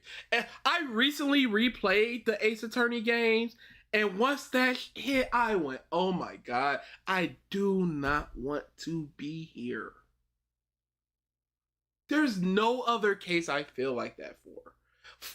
The sixth case in the first game is like twice the size of the entire game preceding it, and I'm like, that's fine. I'll go through this. I have no problem with this. Turnabout Big Top feels like an 8-hour trial. That's too long. DA would have to play Ace Attorney or watch somebody play it, but I would 100% do it because reasons on that, especially for Turnabout Big Top. All right, we're out of here. Enjoy the rest of your Saturday. Stay tuned for the content we're doing. DSP is next week. Mike and I are playing some of the side content in the latest AI Somnium game. No Sleep for Kaminame Date. We're doing that Tuesday. Thursday he's streaming, but we'll be recording our next revisit either Wednesday or Thursday. And then, just look forward to the future. Into the future. The end? This is the end. Rangek. Just when the government was willing to play nice. Not until the fish jumps is over. I ended an AMV with that line. Yeah. And I'm not. Is that still we up? should do an AMV watch along of our videos. No, we shouldn't. We did that before and it's still on the channel. But it would be fun for these people to. Never mind. We might need to hit that, y'all. We might hit that. Nah. Forget I ever said anything. That was a weird thing to say. Forget I said it. That's an Attack on Titan joke for you 2019 muffs. Seeing that back there. Was Not Until the Fish Jump Can't Handle This? I don't know what video it was, dude. I do remember. I just used to add those voice clips. One of them started with Shika yawning. It was Sum 41. Yeah, yeah, yep, it was. Yeah, dude, what was I on? Then that was me like, I'm gonna be different. What are you?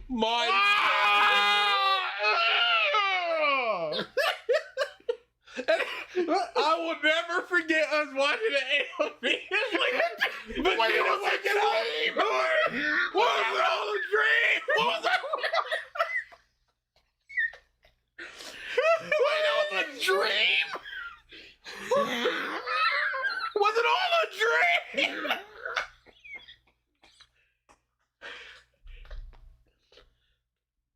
Yep. Yeah, we won't be doing that. Maybe we will. Nope. And then we'll send it over to the member section so it doesn't get done up for copyright. Who knows? Because it gets done up for copyright a lot. Bro, it's so fun. That's probably got a couple of the top moments in that. Dude! The mic just like, that was you? It disgusted us! We were so mad about that! Because we were praising that for years. You don't know how many times we would just do the I see clearly, and then we just watched that moment. Shocking! Just slide them into the cringe stream. Instant break. Instant. Roll and touch it. It's done. Oh, the cringe stream! It's done. Absolutely! It's done. That's an instant break. Oh, we gotta add it to the cringe stream. That's an instant. Oh, we need to start talking about punishments and all sorts of things for that. We need to start working. You know what? It's a problem because all the brothers kind of have a big project going on right now. Like Eric and Peanut are building an arcade right now. People are just doing. So once things calm down, probably post summer, like fallish, we could really start hammering that. Yes. And cringe stream is a definite must. Yes. We'll do a live stream of it, and I'll also set up some even our phones would work some other areas to shoot the cameras for, and then we can do an edited version of it where it's cut down and we can get some close up of our faces and stuff. Yes, we definitely need to do that. Yeah, dude, the content's so fun, bro. It'll pick back up in a couple weeks. Yes, things are rolling. Head down get this done. And once we're done, Once we're out of the someone's out of the head down, get this done. that's we will when be things good. will start. We can start going towards the Naruto because reasons And the new series that we're watching and all that. and we can stuff. do the episode 19 tier list and some other stuff. But that is a story for next time. And it's about time to start ramping towards viewer request month. Indeed, it is. Start getting some nominations getting ready in like July, August. It's gonna be a fun post summer. But for the summer, now, stop coming to these. stop coming to these.